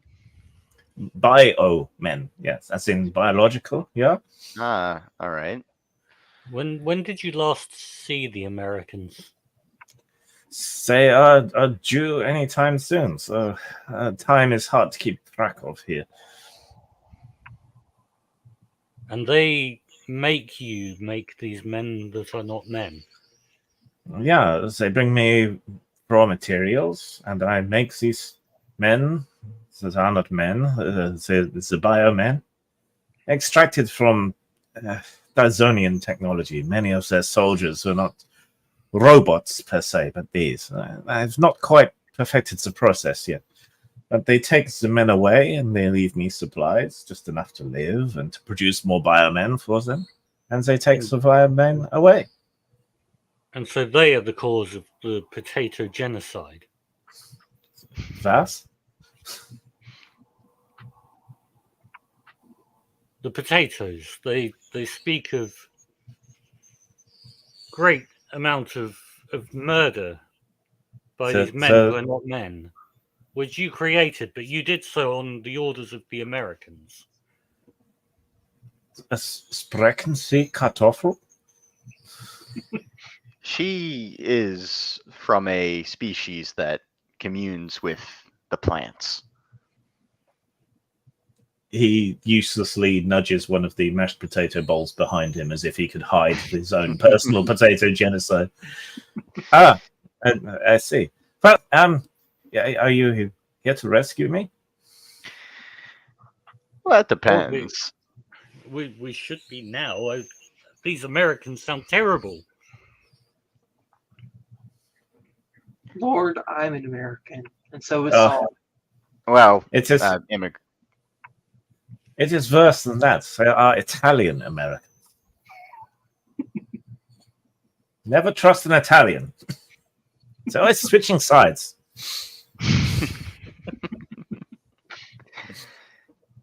They're the only people you got a problem with, Doc? So I'm slipping into another character here. Austrians. Never liked Austrians. And the Belgians, they think they can do chocolate.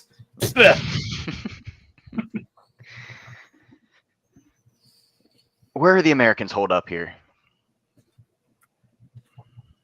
They leave me here, trusting in the beacons and the wreckage to keep people away. but they should be back soon. We should leave. Do you I'm have keeping an eye- food on your rocket? Yes. Not potatoes. No, it's a protein paste that I've devised. It's mashed and starchy as well. Still different. Yeah. Let me get my things. Well, we can't leave without dealing with these Americans. But if we do not leave, they will return, and then they may harm us. They may harm you. Question. I Question have for you promised there, the Air potatoes Doctor. revenge. Question for you, Air Doctor. These Italian Americans don't happen to remind you of any organized crime elements, do they? So they could well be. From what I understand, the war is over. There are many men with certain skills and nothing to do with them. This would prove my theory right. There are Italian Americans controlling America.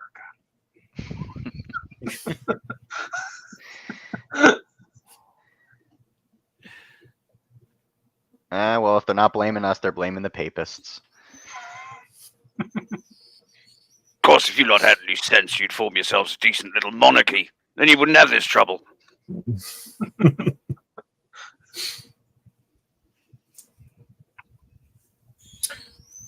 Well, Anyway. Out of propose that character, I we- am like really Italian, just so you know. So what was that, Simon? propose that we stay, we deal with these Americans or Italians, whatever they are. We can't let them go unpunished for their crimes against potatoes.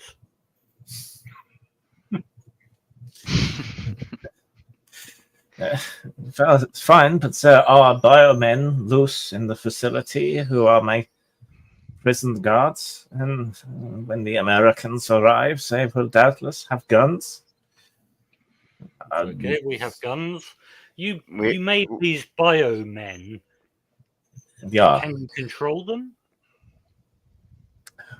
Can they be controlled? they can be programmed to an extent, but I am forced, obviously, to program them to obey the people who keep me captive here. And can they be reprogrammed? 9, but new ones can be programmed differently. Then perhaps you should stay here a while. Is there anywhere we can hide? Most of the ship is abandoned, but most of the ship is also without air or power. You could find somewhere to hide, certainly. There are many nooks and crannies and shafts and tunnels and I- vents. I don't wish to leave you here, but I feel that you may be more use here programming some of these men that are not men to deal with the Americans. I suppose I could turn out a few, and if it's you here and able to fight, we may yet prevail. Yeah, I shall get to work. So can you program them with a time delay so that they take them away and then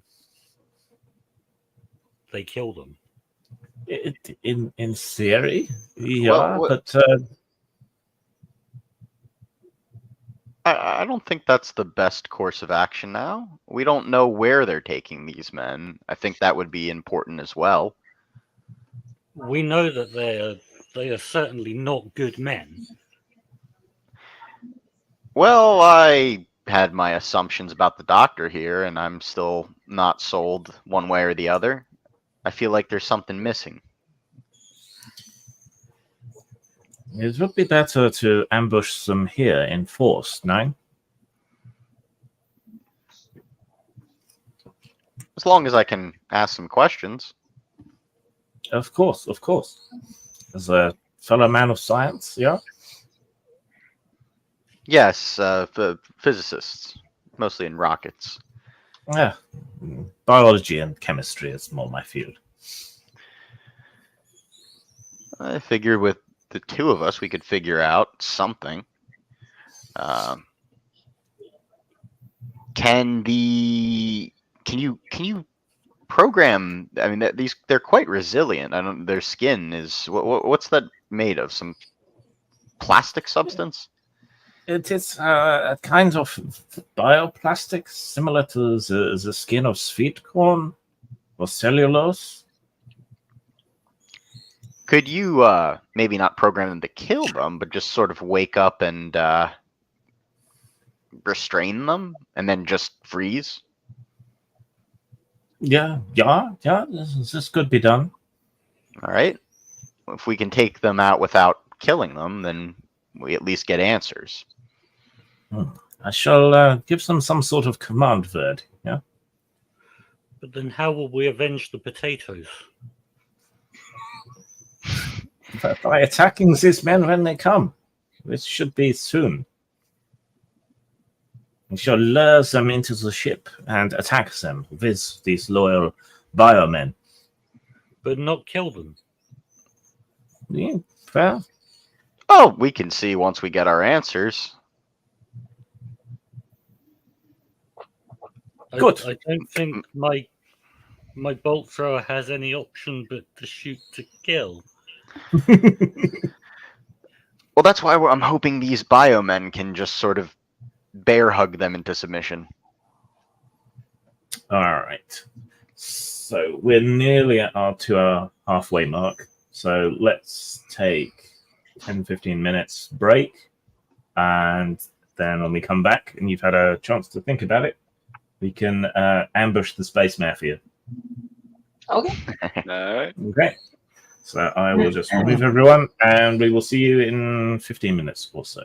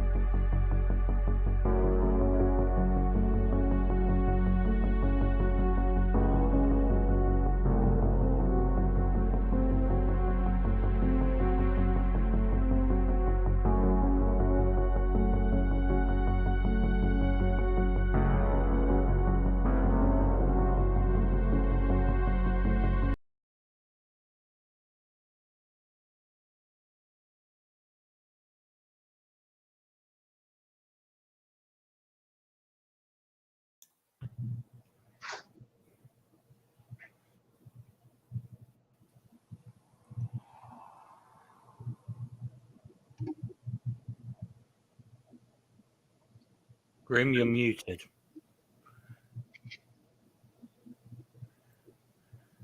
Is everyone back? I am back. Yep.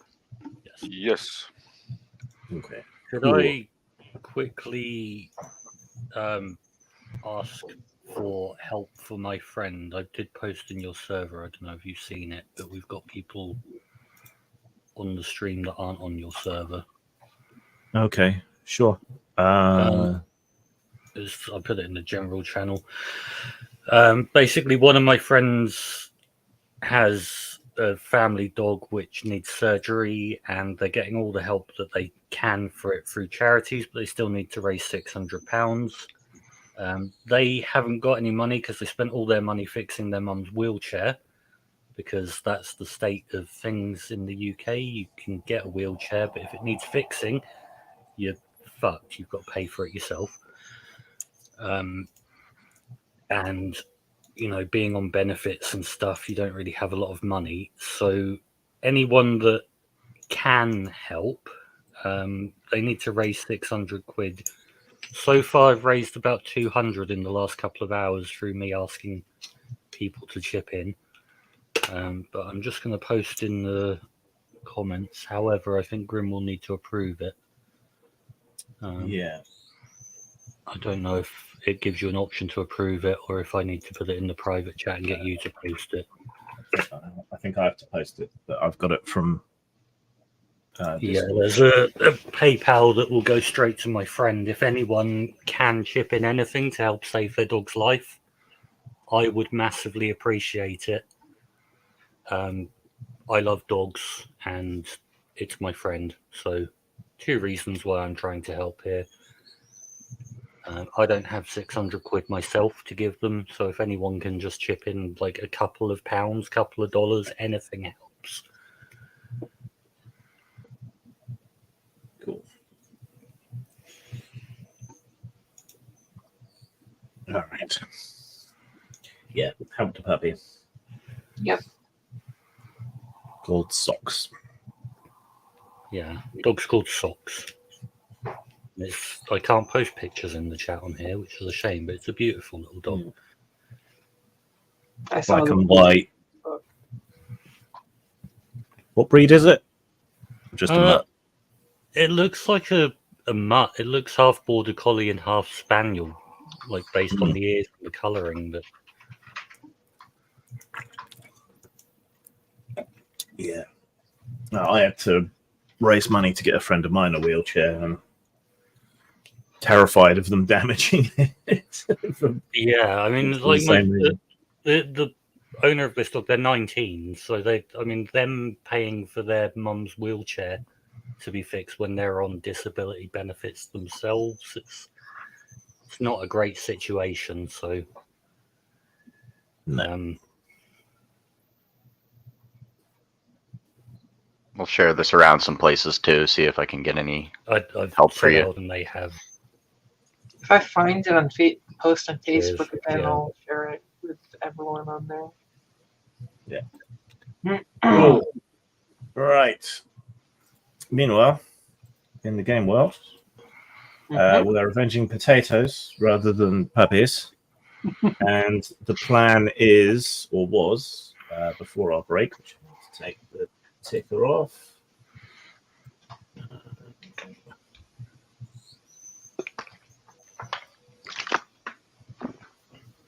There we go. To wait for the space mafia to arrive at the wreck and then ambush them with the help of some new biomen that have been churned out.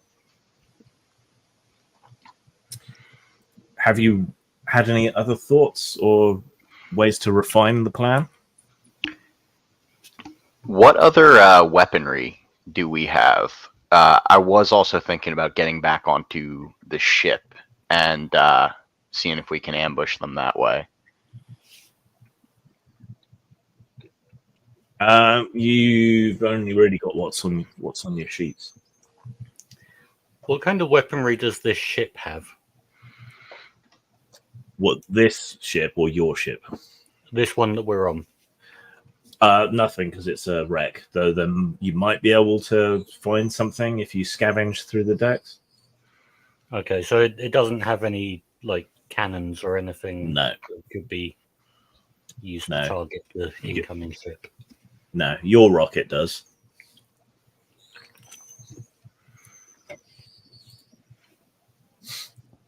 Yeah, And I mean, does our rocket have guns on it, or just the grabby arm? You've got the grabby arm, and you've got some basic bitch beam weapons. All right. They're Could called we- phasors, not phasers. could we wait for them to dock and then we nick their ship and leave them here and then just shoot the airlock? Like what we did in Star Wars. Yep. It worked. If it ain't broke. If you could leave before they get here, hide your ship or hide yourselves nearby in such a way that you can approach their ship undetected when it docks, then in theory, yeah, you could take over the ship. I mean, or if they're going to dock here, you could go up to one of the abandoned levels and come down from there. Yeah, there's a lot of different approaches you could take. Yeah, those ladders didn't look like they'd been used, so if a couple of us hid up the ladder while the rest of the crew go and hide the ship. We've got a couple of pilots here, so between me and Dash, we can fly both ships. Mm-hmm. Yeah, we could.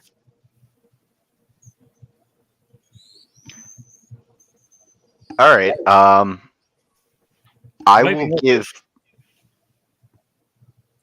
Sorry, go ahead. Sorry, maybe not just shoot the airlock, but completely destroy what's left of the ship.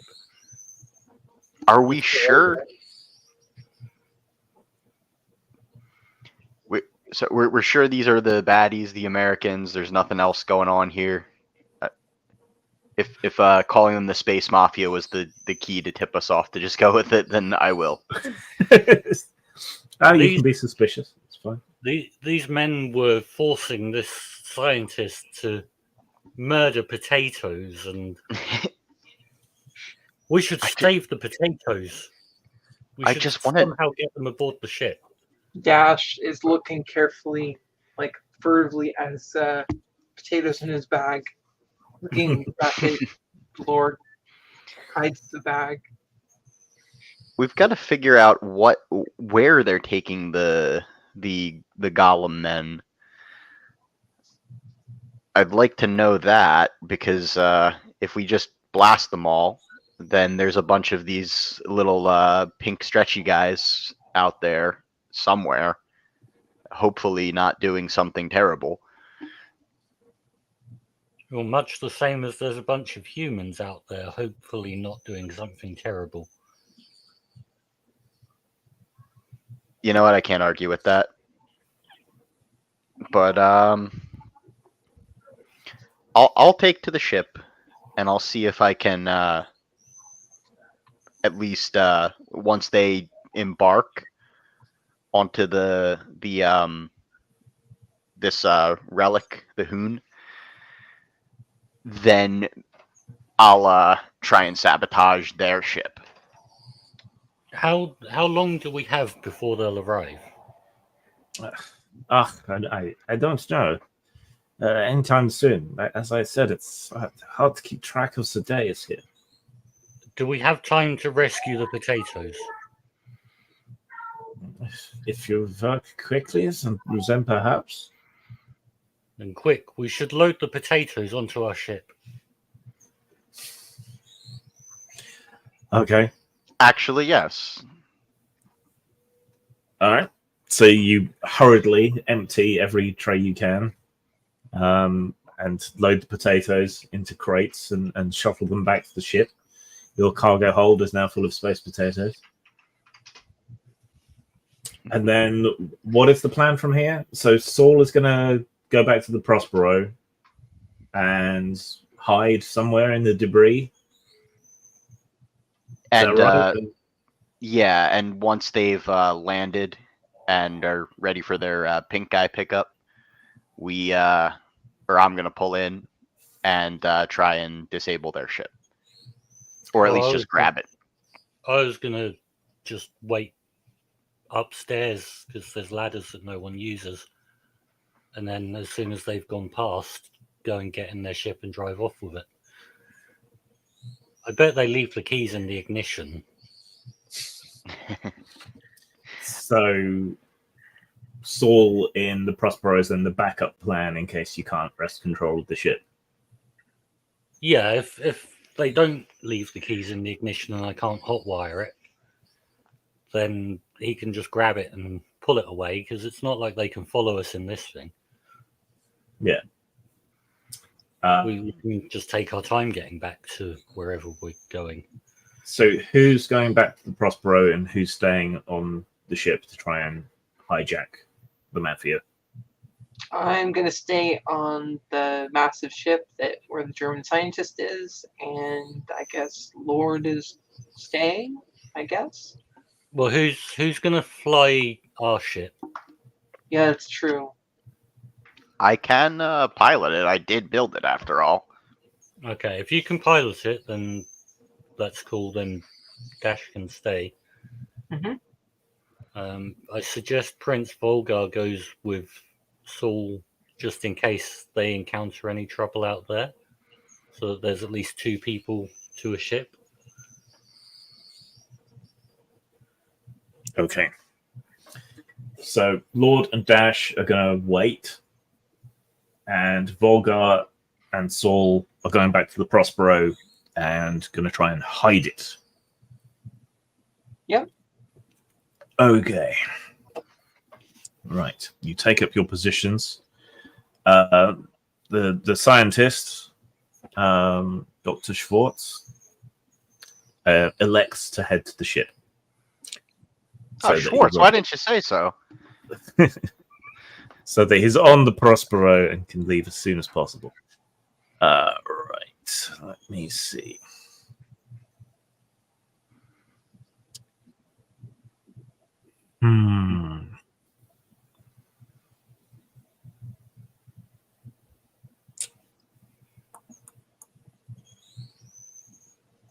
Okay. How are you going to hide the Prospero? I mean, I'm taking it as read that you're going to hide in amongst the debris, but how else are you going to try and avoid detection? So, can I cut the power to everything but the life support systems, or how fast would it be to fire it up after that? Probably pretty quick. All right, and I will use the grabby arm to drag a bunch of debris into its general vicinity, sort of cover it up, kind of a makeshift. Right. In which case,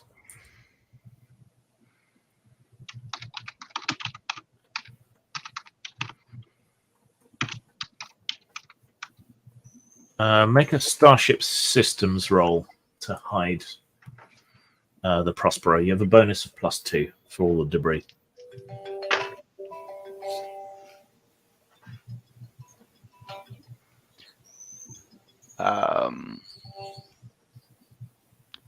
Six. Okay.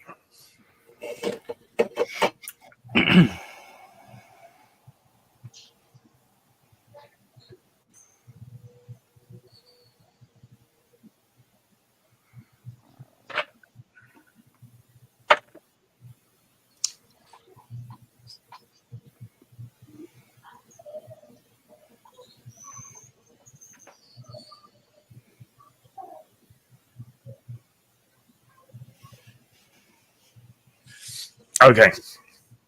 So it's only a few hours after you finish loading the potatoes that a sleek Italian transport rocket arrives, nosing its way carefully through the wreckage.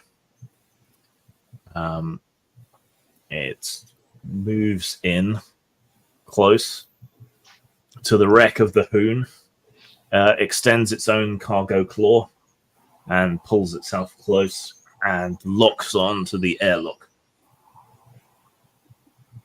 Inside, you hear the clump and the sound of the airlock locking on, and then the equalization of pressure. And then you hear a mix of English and heavily accented English and Italian. And from your vantage point up the ladders, you get a glimpse of a few dangerous-looking men in spacesuits walking their way down the corridor, holding their helmets under their arm on one side. They move past you. Are they like Armani spacesuits? They're more practical spacesuits. So it's sort of working men's spacesuits. But with bright material. With enormous shoulder pads tapering violently. Yes. Spacesuit suits. One of the men is wearing a crumpled fedora that was clearly crammed into the inside of his helmet. The lady. Yes. All right, but they have gone past, so you can creep down. Okay, yeah. So once we're sure that they're well into the ship, I think we'll make our move. Okay. So, you creep down the ladder. They've got no chance of hearing you. So yeah, you make your way back up to the airlock. Who's going in front, and what are you doing? Jack, do you want to be the hero, or? No, I'll be the hero. So I'll go up front. Okay, 1 second. And I point a thumb back at me. I'm like, who do you think you guys are after? And I point at them after that. Coming onto this ship, terrorizing a German-American scientist. Well, you were going to creep into their rocket, right? They've already come in and gone past. Oh, damn. My bad. Into the interior. But so I'm going to say that to them in reverse. So rather than saying it to them on this ship, I'm going to say it. What are you doing coming and terrorizing this German-American scientist? He's a vaunted gentleman of all... There's no one on their ship. Damn it. What? Hopefully. Well, so Dash goes in front. You cycle through the airlock, open it up on the other side. You hit with a smell of cigar smoke. And on the opposite side of the airlock, sat on a seat that's bolted to the wall, is a guy looking at a centerfold in a Spicy Tales magazine. Without looking up, he goes, "Oh, back already, huh?" So I'm going to use my ability to bring my weapon to bear faster than the eye can see as a free action and blast a hole in his head. Does Lord have like plant pheromones she can use as well? Well, if he doesn't have a head, then we don't need to do that. Okay. He's got no defense, so just make an attack roll. -1 on the dice. It's guns, isn't it? Is it guns? Yeah. Guns. So 2. Okay, but that's still a hit because he's got no defense. +4 damage for a total of 6, -1 for his spacesuit, 5. He is a mook, and they only have 2 health in this case. Faster than anyone can react or even see, you unsling your bowslinger and fire a huge bolt of green plasma into the man at point blank range. It burns through the magazine, through the centerfold, and blazes away the top part of his body, his head down to his shoulders. 2 smoldering stumps of his arms fall off either side, and the air is filled with the smell of bacon. On the opposite side of him, the bulkhead, sizzles and glows white for a moment, quickly turning red and cooling. We better get out of here. Yep, let's go. Do either of you read Italian? I With doubt a it. name like Villard, I don't think so. Maybe French. Maybe French, but not Italian. Okay. I only Um, speak Galactic Standard, which obviously is English. If we had Tay with us, I bet she could read it. Probably, but you don't. Yep. Let me see.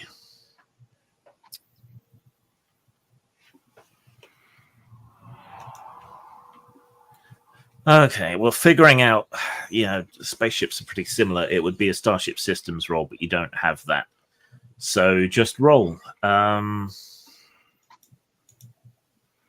Yeah, just roll. It's a straight roll. Will pilot not make a difference? Okay. Yeah, you can add pilot.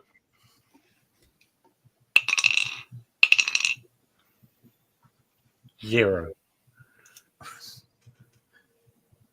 And what did Dash get? Let's see.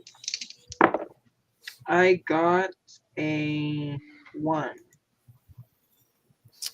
Okay. It takes you a while with a couple of, false turns and so on. But eventually you manage to get yourselves turned around the right way and burst onto the bridge. There is a pilot there waiting for you with his blaster unholstered.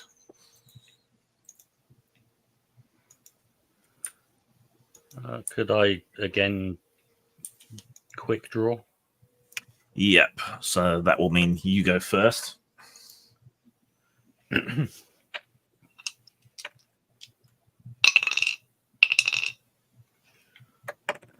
So I got 2 on an attack roll. Okay. He got 3, so he hurls himself aside as you unsling your bolt slinger, and fire. You didn't do really badly, so you don't burn a hole through a porthole or anything. But the stray bolt does incinerate the radar station. There's a huge shower of sparks and flames. Could I spend can I have any fate points to change that? To change that, yeah. Let's see. Looking at your sheet, can shoot the balls off a Draco fly from half a mile away would work. Yep. Okay, so that would take you from a 2 to a 4, which would be enough to hit by 1. So that'll be 1 plus the damage for the bolt slinger was 4, so that would take it to 5 damage minus 1 from his armor. 4, dropping it to 2. Okay, so retcon. So yeah, as you come in, he turns and starts to level his blaster at you, but you manage to get your bow slinger up to your shoulder and fire before he can depress the trigger. He is hit full in the chest with the bolt and hurled back against the bulkhead and the view screen, with his torso on fire. He is done for. But the controls and so on are still all labeled in Italian, so you're not really sure which button will disengage the airlock. But you can make a pilot roll to try and figure it out. Okay. And Dash can either of you can. So. Yep. I will pilot because I'm not doing anything in session, so I'll pilot. But both of you can roll to figure out which control it is. I rolled a 0. Okay. You have no idea. Rolled a 3. Okay. You know exactly which switches and buttons it is. So seeing that the Dash wants to fly it, I'll just point out the different buttons. All right. So there was a plunk as the rocket disengages from the airlock. The rest of the controls are fairly intuitive. So you hit the jets and back the rocket away from the Hulk. Can I just check that we're actually in communication with each other so that we don't blast them out of the sky? Yeah, you've got radios in your suits. So I think there's actually a name for that in Flash Gordon, like a radiophone or space radio. Something like that. Okay. Now what? Oh, well, someone's going to need to man the cannons and blast that Space Hulk out of the sky. Wait, isn't Dr. Schwartz still on there? No, he came on board with us. He went on the Prospero with you. Oh, okay, right. So you can combine the forces of your two rockets and use your pew-pews to burn up this wreck.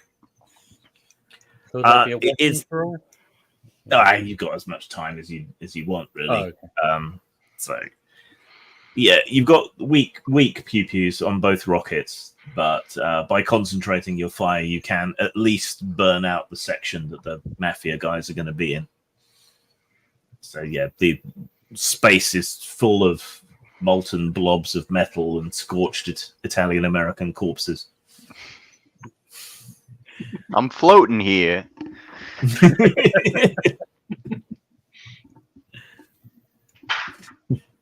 Hey, forget about it.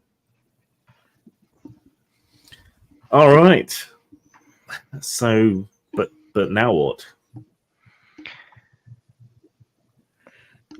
Well, where is home? Can we... I just wanted to get on board the Italian vessel to see if there's any kind of anything. Well, we might as well just go home, figure that out, wherever home is. I think it's... You're probably based in New York or something. Manhattan Spaceport or something like that. All right. We better not let them know that the Italian-American people got killed by us. But yeah, Oh, so that's you can take both rockets home. They're both capable of flying in atmosphere. So yeah, you jet your way back to Earth, re-enter the atmosphere in a blaze of fire, and land tail down in the Manhattan Spaceport, floating just off the island. Is there an off-planet spaceport where we can quickly file the serial numbers off of this new ship and maybe give it a respray? Well, you have been doing anti-piracy actions, so you can just claim that they were pirates. Sorry, what, Neil? What were you trying to say? I had a lore LORE question. I assume I infer that there's some kind of universal Earth authority government structure, or there was the Alliance, but that's kind of broken down a bit. There is the United Nations, but everything's pretty tense. So it matters who we take this guy to. This scientist. Yeah, potentially. Does the Soviet Union exist? Yes, the Soviet Union exists. Yeah, we can't take him to the Americans. They're the bad guys. They were killing the potatoes. Well, I had thought not all Americans act like these. Americans were American criminals, I think. Hey, we can make generalizations. I'm all packed. I should get off the ship and make my way to the Swiss consulate. Thank you very much for saving me. Oh, we're going to give him to the Swiss. Okay, I see. Maybe we should report in with the local authorities just to check. You don't have a problem with that, Doctor? No, no problem. All right. Yeah. I guess whoever's the space police when we land want to report. Yeah, I'll report the incident. Not the space police wearing Hugo Boss, though. Was probably like the local port authority equivalent. So yeah, that'd be American national sort of law enforcement, really. But you've been working for the League of Planets, so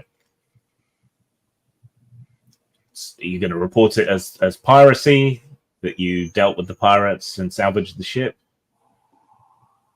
Doctor, are you comfortable with us, reporting just what happened? They were forcing you, of course, to make these men. It wasn't your choice. The sooner I can leave the ship and get some steak is the better for me. All right.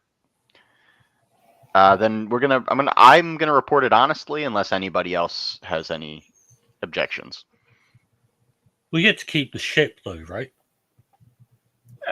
Technically, yeah. Or you could hand it in and get the reward for it. I mean, we could, but it seems a nice ship.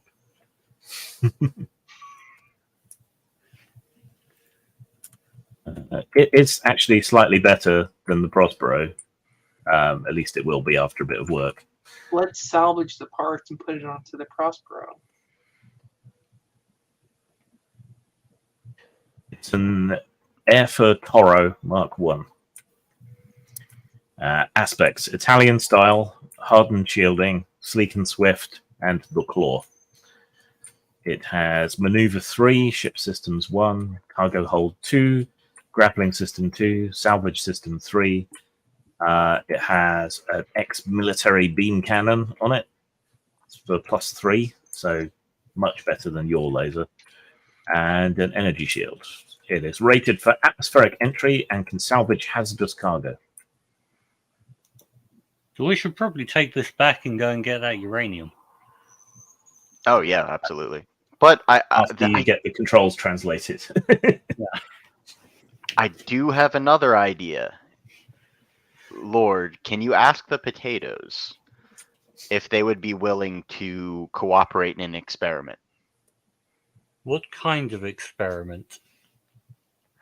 Well, you see, potatoes have a large amount of energy. Well, a small amount of energy, but we have so many of these potatoes that I'm wondering if I could use my scientific invention ability to cobble together a potato engine.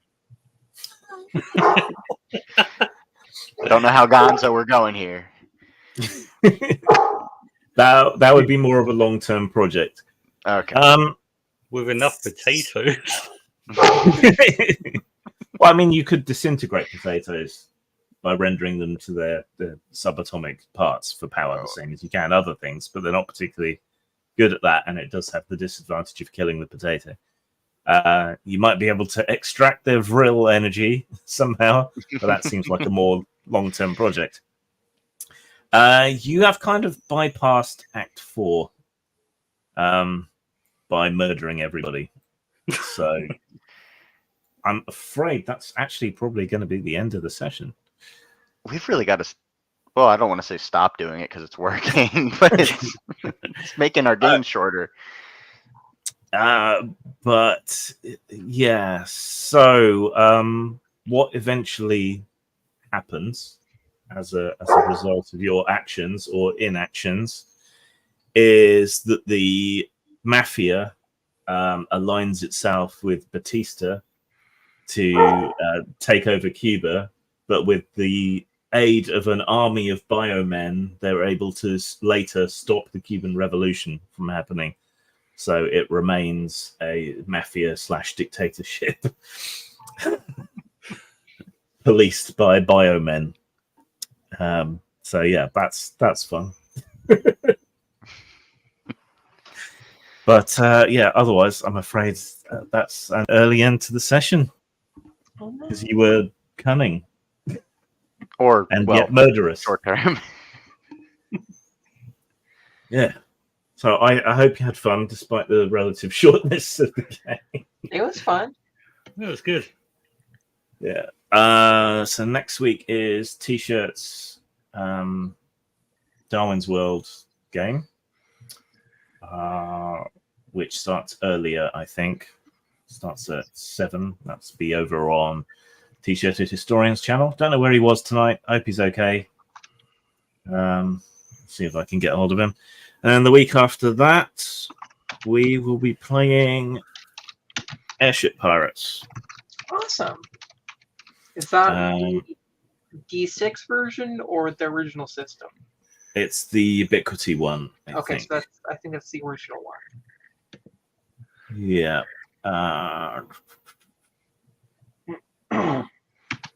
So it was written in cooperation with the band Abney Park, who were kind of dicks to me when I reviewed this a long time ago. Them and their fans, but we'll try not to let it bias us. And yeah, I so always it's kind like post-apocalyptic time travel games, so yeah. of yeah, so it's kind of a steampunk clockpunk thing with airships and swashbuckling and daring do. So that's what we'll be playing next time I'm running a game. Awesome.